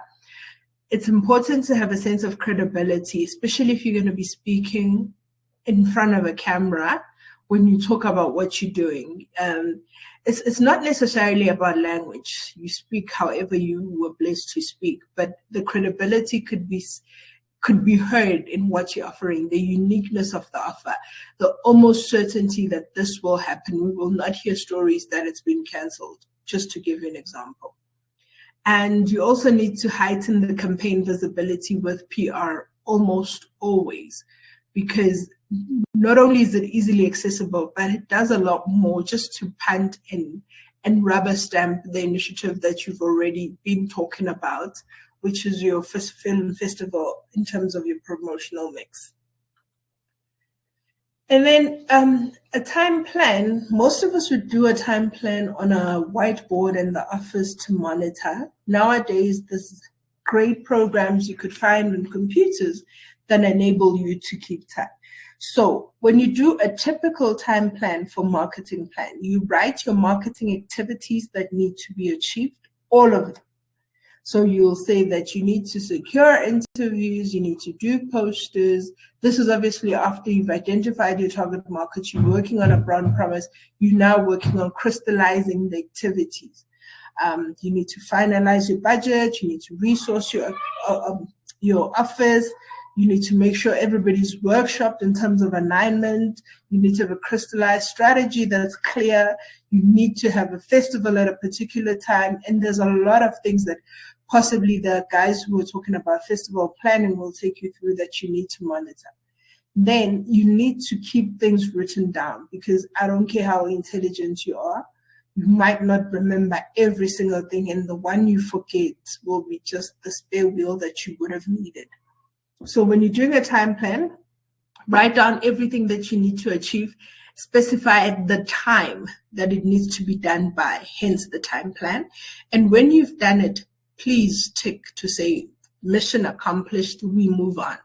And marketing activities in a time plan are obviously not set in concrete, because some timings could be missed, some initial ideas could be missed as well. So you could miss something as important as booking a venue, and then you see closer to the time that we've been doing all of this work, we don't even know where we're doing this initiative. Or maybe we know where we want to do it, but we don't even know if the data is available.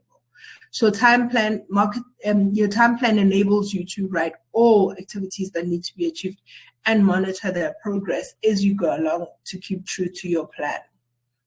Then most important is the evaluation. So you've got initiatives that you've written in your project plan, you've identified what they are, you've managed to plan how you get to achieve them, you managed to implement them. What you do is evaluate. And when it comes to evaluating, you say, these were the objectives, this is what we managed to do, and also highlight what we didn't get to do and the reasons that you understand that made you not able to do it. The evaluation plan is supposed to be a working tool to enable you to do better for the next season. So some people are blessed enough to have continuous film festivals that they can do annually with or without NFVF funding. And those are people who are willing to learn from the experience and are also truthful in their evaluation to say, actually, we thought we could do a face-to-face festival, but COVID happened. We managed to only attract 20 people who were distantly positioned for safety. But hey, we also got 39 more people online because we availed certain sections virtually. This might not have been part of your plan in 2019 when you did your plan for your festival, but come 2020, come COVID-19, things had to change. So keeping notes of that and understanding the changes that are occurring will only enable you to have a better plan when you're doing your future festivals. Okay, once you've done your marketing plan, you're able to go back and see what is required to make a good marketing plan. And these are things that should always, almost always be in your head, because they almost, they keep you true to your plan and they enable you not to stray too far from what you intended. So firstly would be, you need to make sure it's rooted in the consumer, which is your target audience. You need to show that you understand who you're talking to, how to talk to them, how important they are, how important you can make them feel, engage them. So don't speak at them, but engage them. Know you can have a relationship, and also offer alternative ways of creating conversation and engaging these consumers. Some film festivals are able to keep their consumer base engaged throughout the year because there's many other smaller initiatives that happen throughout the year where they're recruiting for films that will be premiered. They're doing master classes for people that will be future attendees. There's a lot of other things that they do to keep the conversation happening prior to the actual festival happening. And I also need to highlight that you need to segment your talk. I may have said it, but it's coming back to my mind now. You need to understand your target audience in all the offerings that you have. So you have your target audience that you need to get to attend the film festival. You also have a target audience that you need to participate in your film festival. You also need your target audience that you could act as ambassadors for your film festival. So be able to segment what role each and every touch point will play for you to enable to have a robust marketing plan that reaches 360 degrees of what you need to achieve. And also you need to be able to, number two, select the best marketing tools. Marketing tools will be what resonates best with the consumers and is within their reach, so they'll hear and understand your message if you use that particular tool. You also know, is it relevant? Is it interesting? Does it keep their attention? Does it even grab their attention aside from keeping it? Is the message aligned to the marketing tools that you've prepared for the marketing plan? And the uses of the many marketing tools. Are they impactful? Are they realistic? Are you using a lot, too much? Are you using enough or using too few? Those are the things that you need to understand to enable you to select the best marketing tools. You also need to stay true to your message. So you have a uniform message, and you need to make sure that there's a common thread that's pulled through, and no misalignment or misunderstanding is possible because your message is not solid. You need to coordinate your message through every single tool and understand the uses of the tools as well. What are you using Facebook for? Maybe you use it to tell the story and show trailers, and maybe you use Instagram just to show snippets of what's in the movie in terms of pictures that will just create that excitement. And you use Twitter as a call to action to say, quickly, make sure you go to this place to understand this. So when you coordinate your messaging, keep the message unified in all the variation of tools that you use. Tailor make the messages so that you effectively capitalize on the tool that you're using, and align the messages to enable instant recognition and longer recall. So you need to consciously think about how do you make sure you achieve this, and your understanding of the tools will enable you to use the tools accurately to achieve what you need to achieve. And you could also play tag team with the tool where Twitter says go to Facebook, Facebook says go to YouTube, and then YouTube gives you a bigger experience. That's just to give you an example, but it's up to you to make sure the tools at hand you use as optimally as you best can. And then you need to build relationships with your clientele, with your customers, with the community that you're working in, with people that will be ambassadors. And this is really about creating an emotional connection. You find people that are so determined to go to a Maseru marathon all the way from Pietermaritzburg, not because they can speak Sesotho, because there's a connection that's emotional about running in the mountains of Lesotho.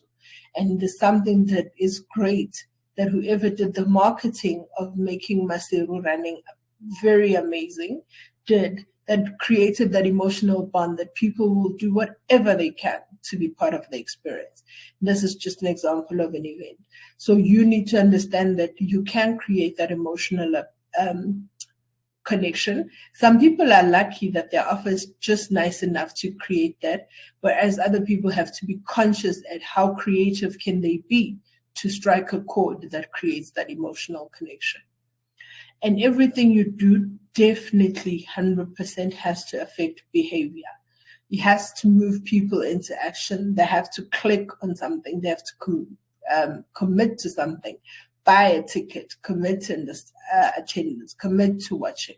Whatever the case is, there's behavioral change that should be invoked by your marketing plan. An audience must be willing to participate and do something in relation to the message that you have shared with them.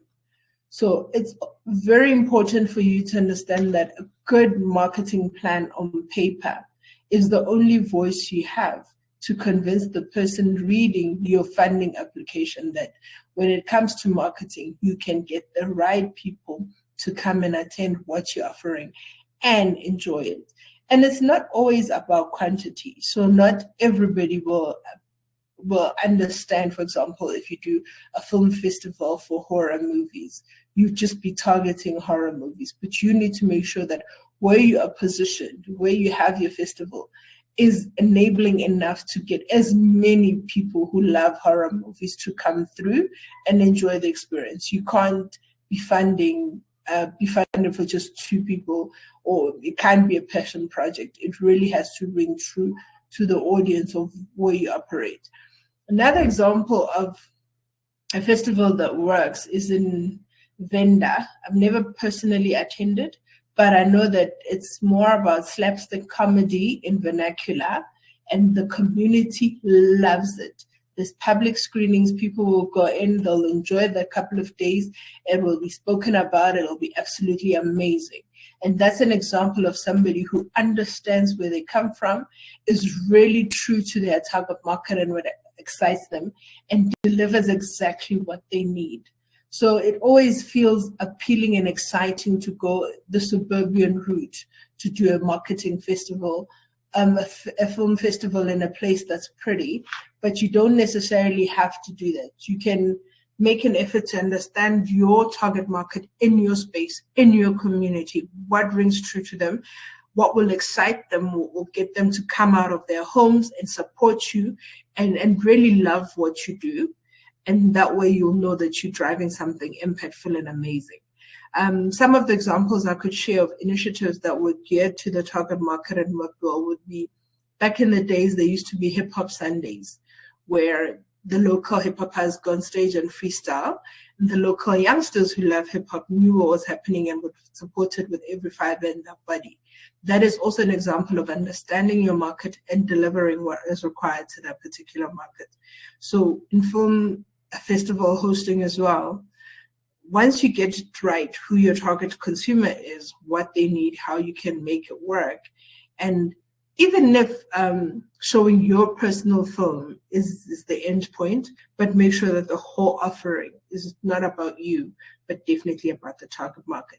That way you'll be able to have a solid and amazing marketing plan that will lend you to get funding from the person reading it, because it's absolutely on point.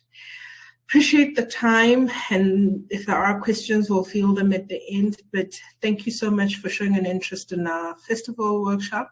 And yeah, we are available on info@NFVF or applications at NFVF if you have any crucial questions to ask. We will not help you with your marketing plan. You need to do that. We will help you with what's required to make it a success. Thank you very much.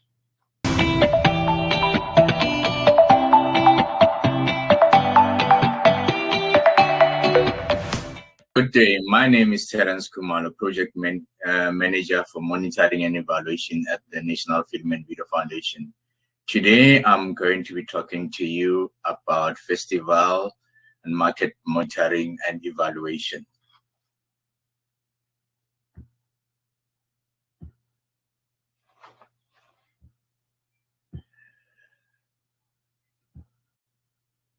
All right. When you're drawing up your monitoring report, there are a few points for you to consider. Firstly, you need to look at a project objective or objectives. You need to look at a programming. You need to look at a venue. You need to look at the budget. You need to interrogate your human resources. You need to assess your stakeholder participation. You need to look at how your audience is engaged with your project. And at the end of it all, you'll come up with lessons learned. Right. Project objectives.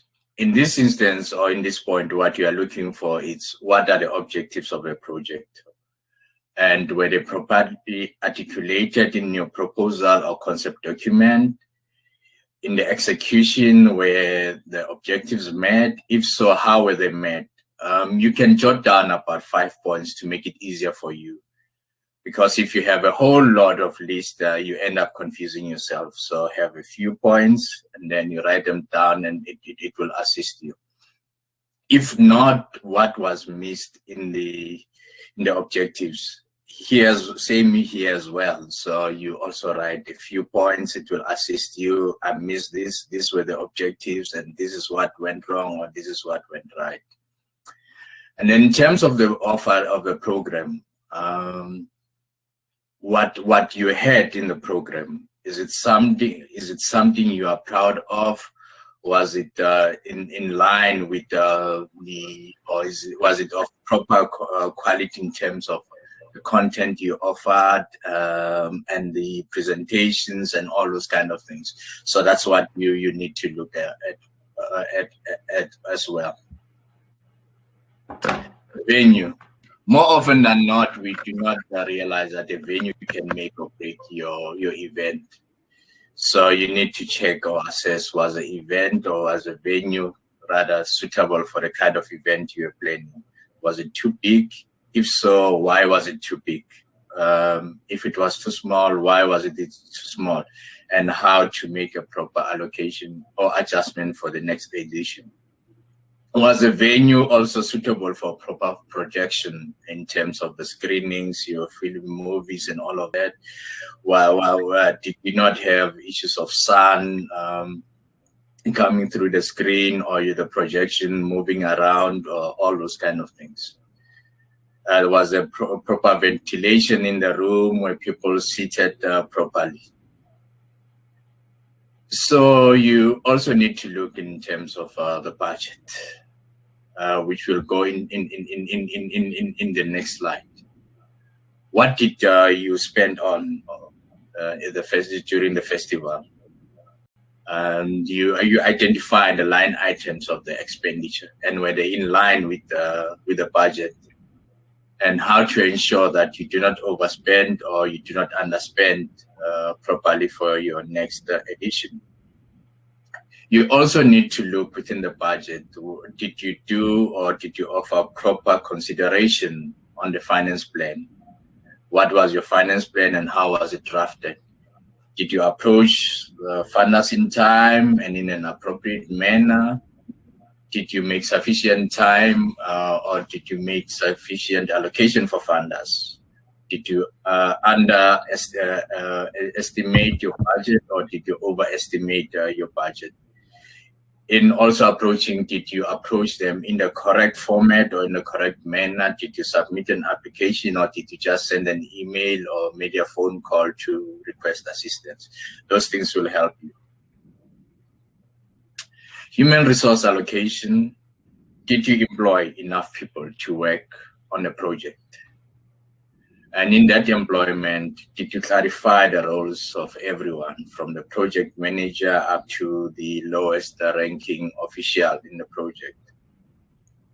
Task execution. Did everyone know what they needed to do and did they execute according to their role? And were there no confusions or overlapping in terms of executing the tasks? If so, and then how are you going to ensure that it does not happen in the next edition? Do a proper and a thorough in-depth analysis of the kind of people you need to have on your team for the next edition. Stakeholder participation. Did all the stakeholders you identify participate in the event, and were you happy with their participation, being part of the presentation, being part of the stakeholders, or were they funders, and did they come on board as promised, and were contracts and disbursement of funds done on time? Did their participation add value to the festival? Your audiences, what kind of engagement did you have with your audiences, and how did they engage with your program? Were they happy? Were they disappointed? And did they give you a few pointers? All those kind of things. And did you make it possible for them to interact during sessions, or it was just a one-day festival presents and then audience goes away? And the last point are lessons learned. You need to consider all the points I mentioned earlier and jot it down, because now you're doing a proper analysis to assist you in your next edition, in the planning of the next edition. So this will benefit you in how to draft your proposal for the next edition or for the next season. What will also assist you is you getting feedback from external parties, such as your stakeholders or people who were there, or you can share your report with people you're comfortable with who will help you to critique the report and give you a proper assessment of what happened and how to do it better. If nothing went wrong, good and well for you, however, there is always room for improvement. Thank you very much, and I look forward to engaging with you during the Q&A.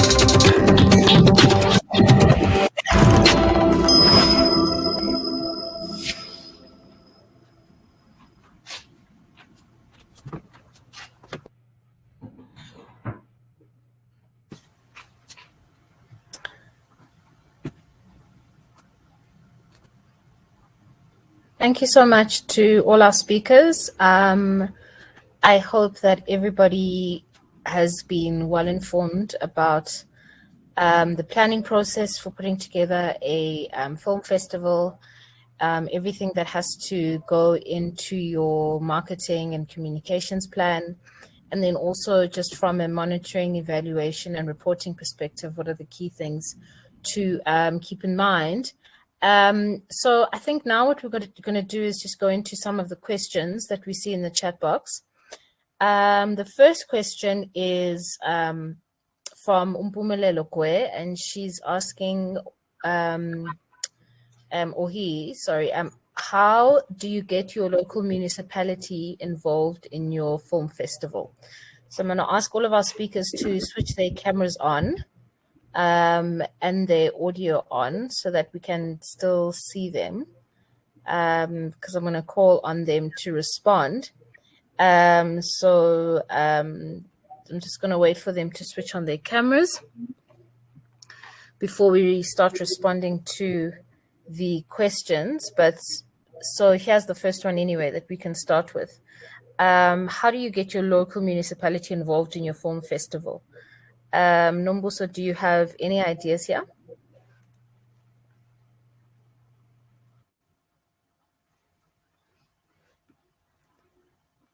Could you switch your audio on? Oh, here I am rattling and it's off. Lebo would be the perfect person to answer that because he works with his local municipality. But I think it's a matter of approaching the Department of Sports, Arts and Culture and pitching to them what you're doing, and then you can work with the municipality in the area. So that's the best way I would propose. In other instances, it also helps to be familiar with the film commissions in your area because they can always point you to the right direction when it comes to getting municipality assistance.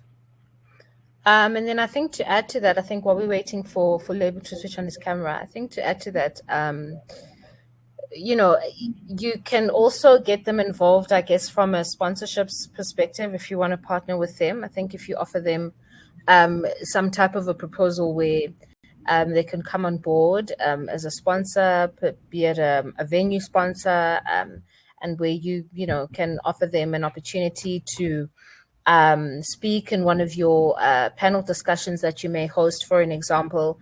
If you don't necessarily have enough money, you can do it so much as a trade exchange. For instance, in terms of the sponsorship, it can be a barter deal where they come on board as the local municipality and they offer you the services that you otherwise won't be able to pay for. And then in exchange for that, as a barter, you give them an opportunity to speak. Obviously, there's logo representation on all of your marketing and communications collateral. And yeah, you weight it up like that so that they also look like they're involved in something that is quite relevant towards you know, profiling the local municipality in a positive way. So I'm not quite sure where Lebo is. So I think Mpumelelo, once he comes back online, we'll come back to your question. I'm here. Oh, Lebo, there you are. I've been here. Okay. Sorry, I've been here. Okay, do you mind switching on your camera so that when you respond? Yeah. Yes, okay. Not a problem. So I guess the question was, I'm just going to say it again, how do you get your local municipality involved in your festival? Maybe you, in the past, when you've hosted the Cherry Film Festival, you did that. I guess, you know, how far in advance? I know you said you start work planning in January. How far in advance did you have to start that process? I think, firstly, it's about the reason why you're involving your municipality. What's the reason? Are you looking for support? Are you looking for financial support?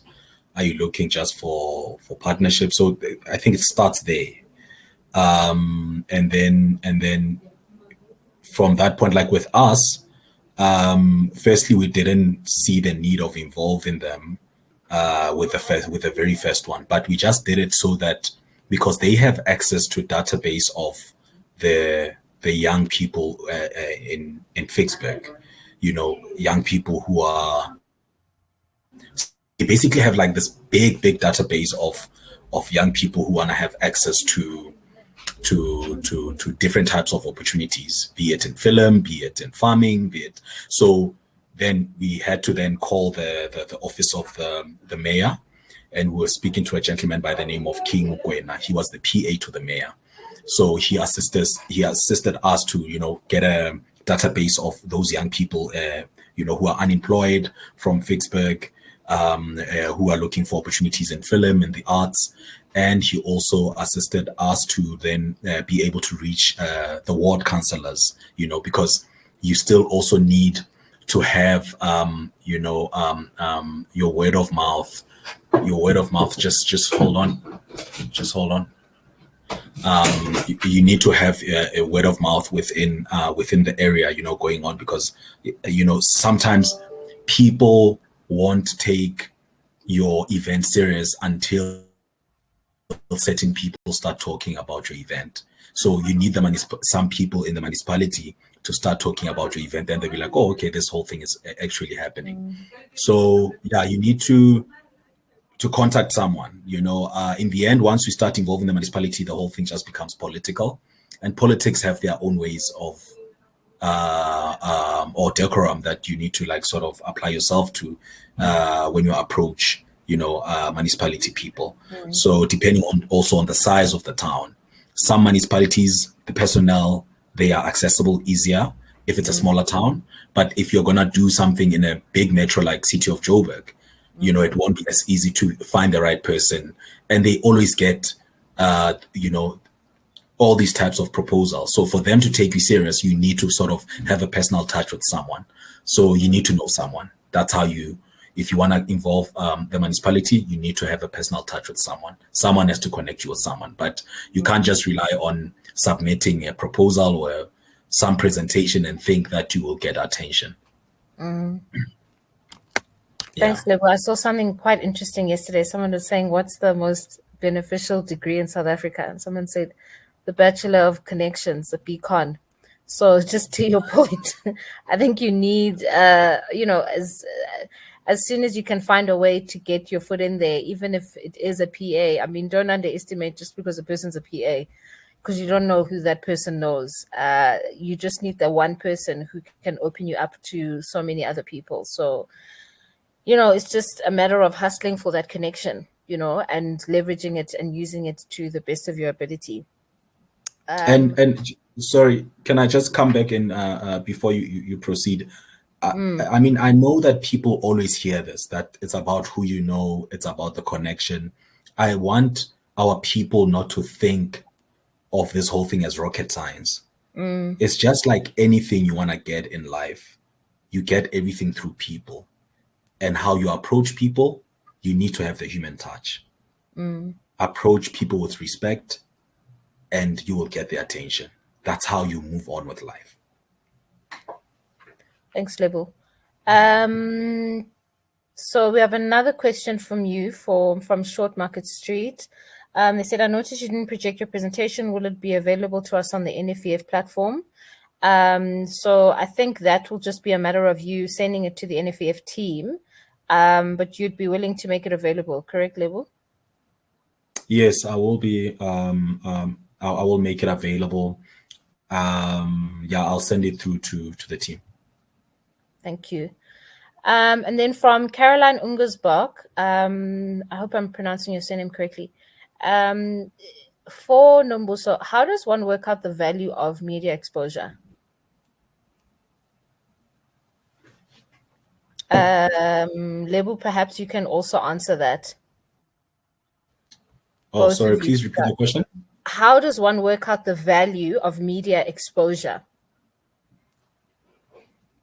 How do you work it out, or are they asking what's the value of media exposure? Is that the question? Yeah, they're asking essentially, how do you work it out? So when you're trying to bring media on board for your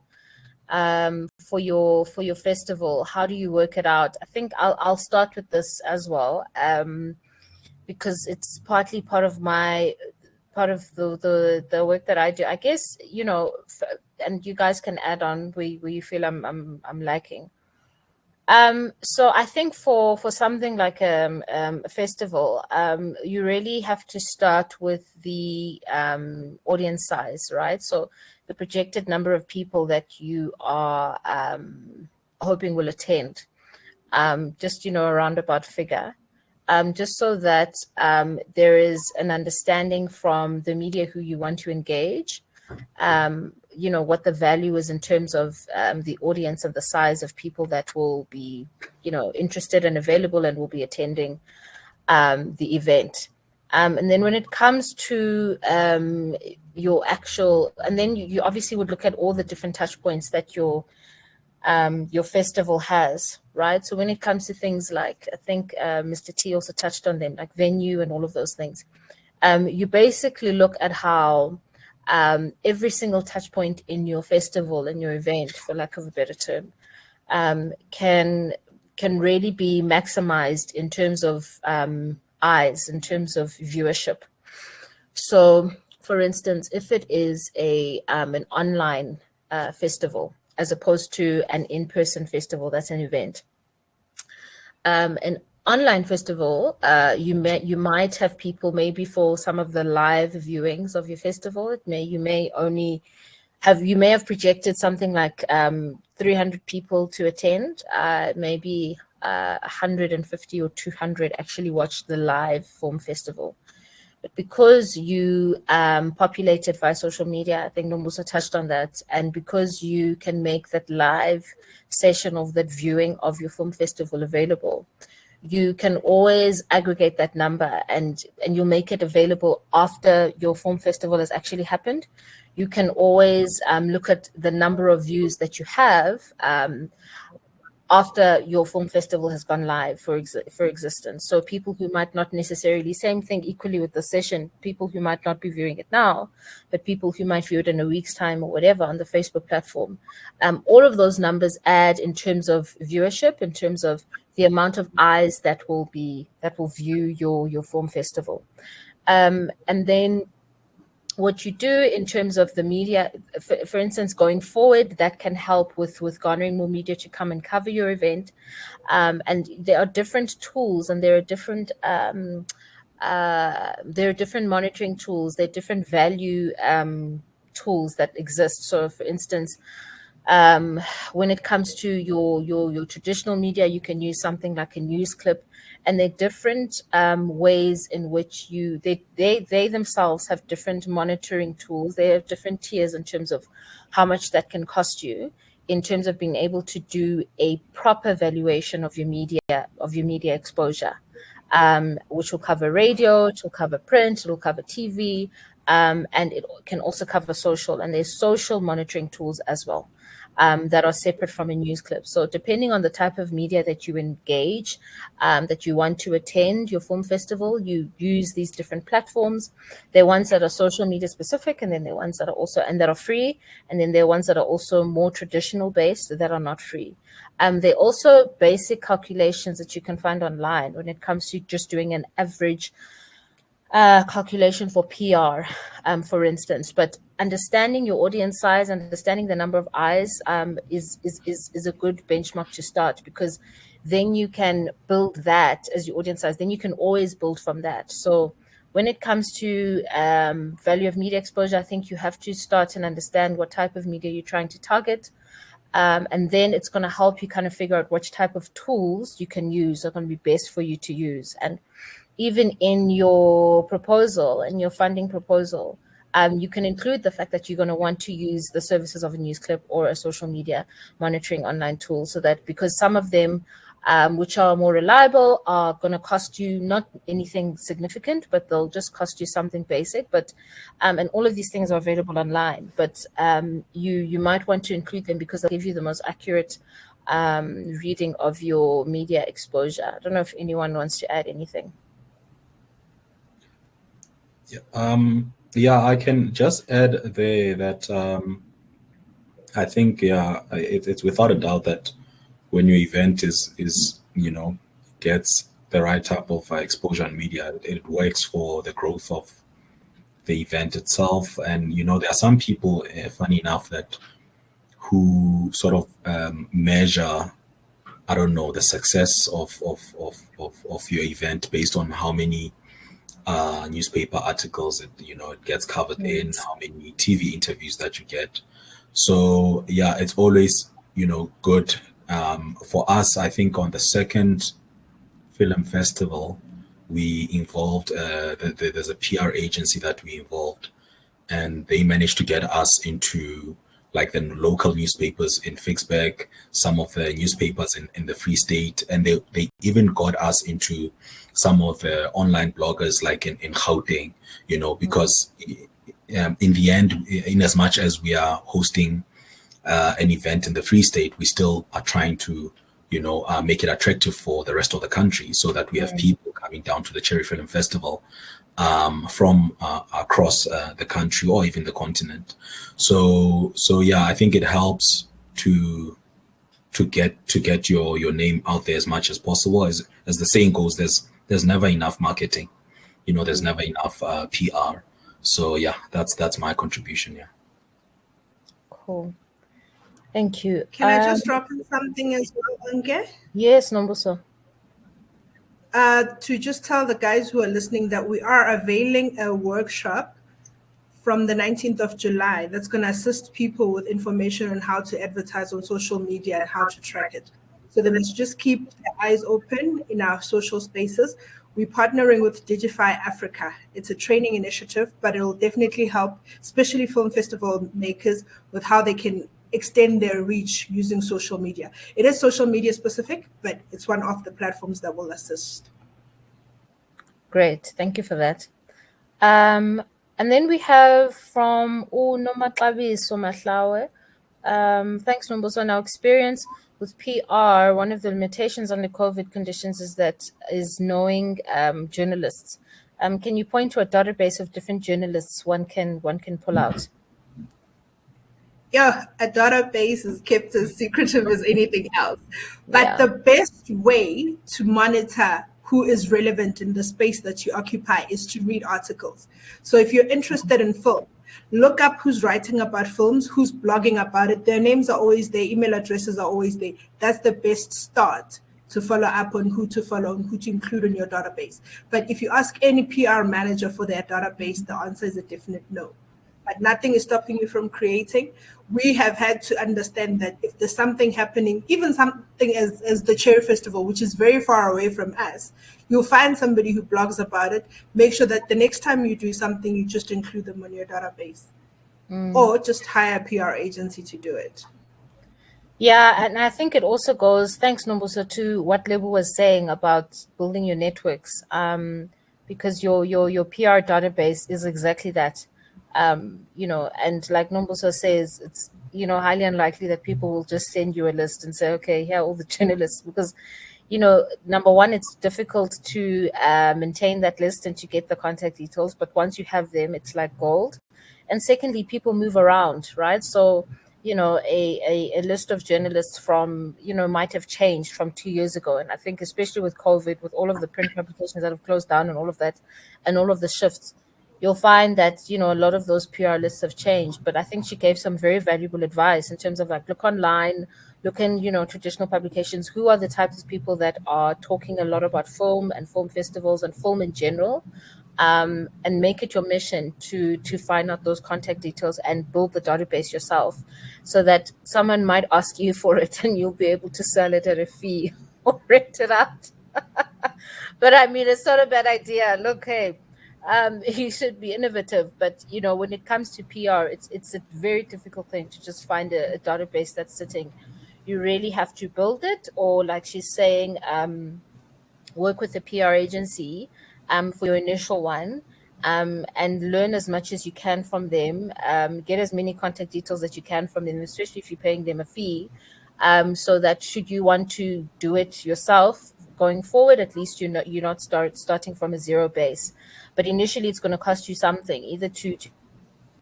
I can see one question for Terrence though on YouTube. The question is, what is the role of M&R consultants that visited us at the PSP? What is the role of the M&R consultant that visited at the PSP? So the applicant is Nombuso. She obviously received PSP funding and would like to know the role of M&R at the event.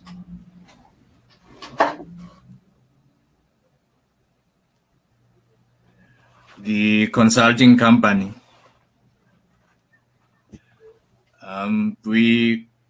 NFVF has appointed them to be the monitoring company. So they're going around the country because the project is very, very big. So their role is to monitor and evaluate all the projects which receive funding under the PSP.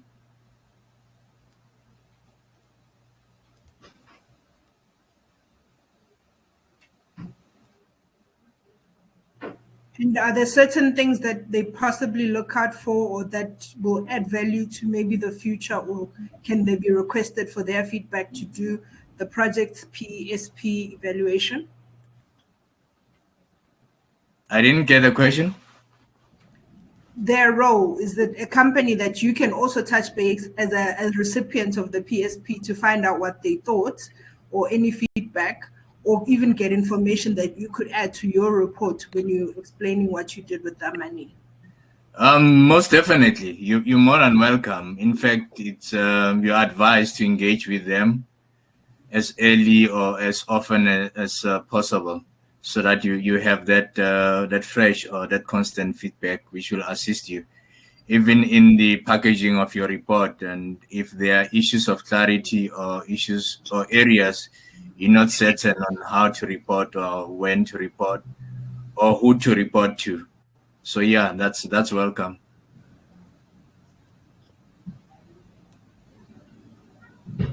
Thank you. Onke's back. Hi, sorry about that, guys. I just had some connection issues. Just trying to see more of the questions as they come in. But thank you for picking up on that. Nombuso, I'm just going to ask if you cannot just read one of the questions. They're still going to come in on my phone. I've just had to change devices. If there are any other questions that we can see that people have been asking, apologies, I can't necessarily see them right now.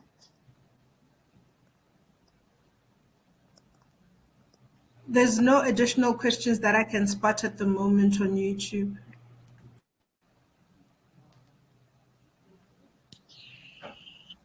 Okay.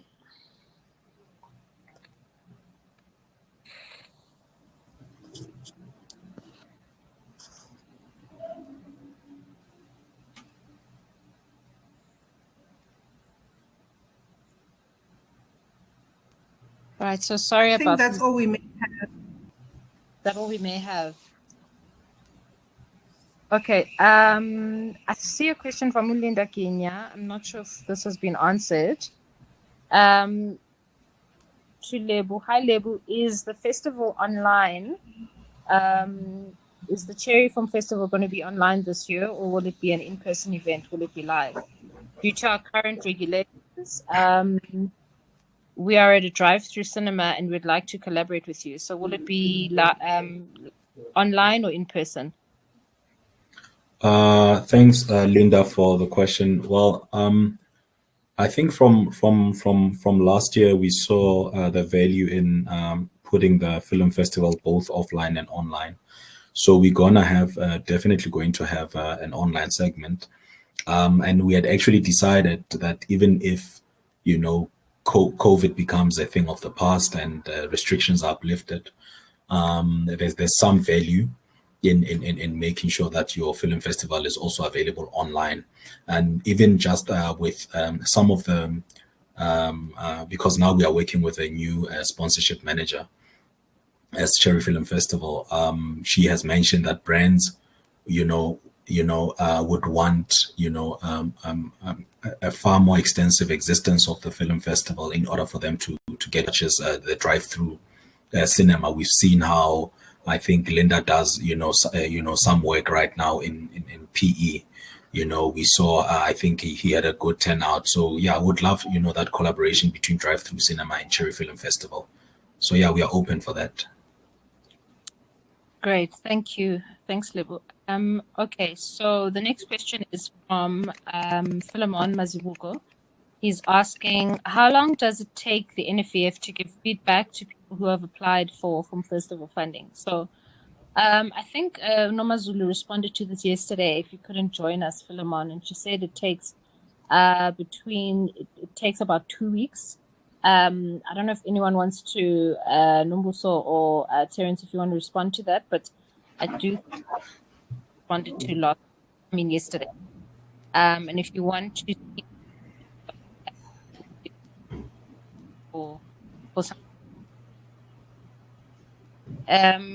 another question from where in September 2019 there was a similar workshop in Johannesburg where we were given USB sticks with information. Possible that you email us this information.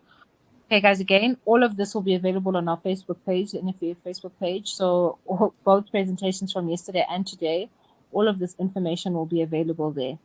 2019 versus now, I mean, we have to also be conscious of the whole COVID thing. So we're trying to be as online, as socially distanced as possible. So you'll be able to get it from that link on our Facebook page. And then I think Caroline wants kind of more information on the workshop on the 19th of July. And also, if you give us more on. So the workshop on the 19th of July is a collaboration between the NFVF training department as well as Digify Africa. The call is we're not putting out a call, we're putting out an advert where you can register. So the offer would be, there's a variety of social media platforms that you can utilize to push your, be it film festival, be it film itself, be it production company, it really doesn't matter. This is just an opportunity for you to be more informed on what tools are available or how you can participate in using advertising platforms in Facebook, for example, tracking how it's doing, how to extend reach, all those type of things. So if you look out for my call or look out for my social spaces, we probably will advertise within the next week or so and then give you time to register. The classes are not very big, justifiably so. So it's a first come, first serve basis. So the best advice I could give is that just keep a lookout on our social spaces. Or we could there's people who have access to the festival's web page. And if it's festivals at nfvf.co.za, we'll also send people on that platform. So yeah, we'll extend reach. Or just send an info at NFVF and we'll make sure that when the advert is created, we share it with you. Okay, thank you, Nombuso. I don't see any more questions. Okay. I don't see any more questions in the chat box. If there are any questions anyone would like to ask, I think this is the last opportunity to ask any last minute questions anyone might have. Both presentations from yesterday, all three presentations and all three from today will be available on our available to you. So I don't see any more questions. So I think without further ado, it is 12:30. I'm going to thank everybody who attended today. To everyone who attended, who took out the time, thank you for asking the questions. Thank you for also engaging with one another in the chat box. I saw reaching out of people and collaborations and sharing of contact details and all of those things. So thank you for that. For wanting to kind of empower one another and not wasting any opportunity to do that. Thank you to everyone at the NFVF who put this together. Nombuso Magubane, thank you for steering this project. And thank you to all of our speakers from yesterday, Mlamlika Mao Upragna, and also Nomazulumda. Thank you to our speakers today, Lebo Motaung, Terrence Khumalo, and as well as you, Nombuso Magubane. Thank you guys. Thank you all for attending, and we hope that you got as much as this, got as much out of this as was put into it. In fact, we hope you got more out of it than was put into it. We hope you have a very safe weekend. Stay socially distanced. This thing's getting crazier by the day. So, yeah, thank you. It's a pleasure. Thank you for the opportunity. Thank you. Thank you.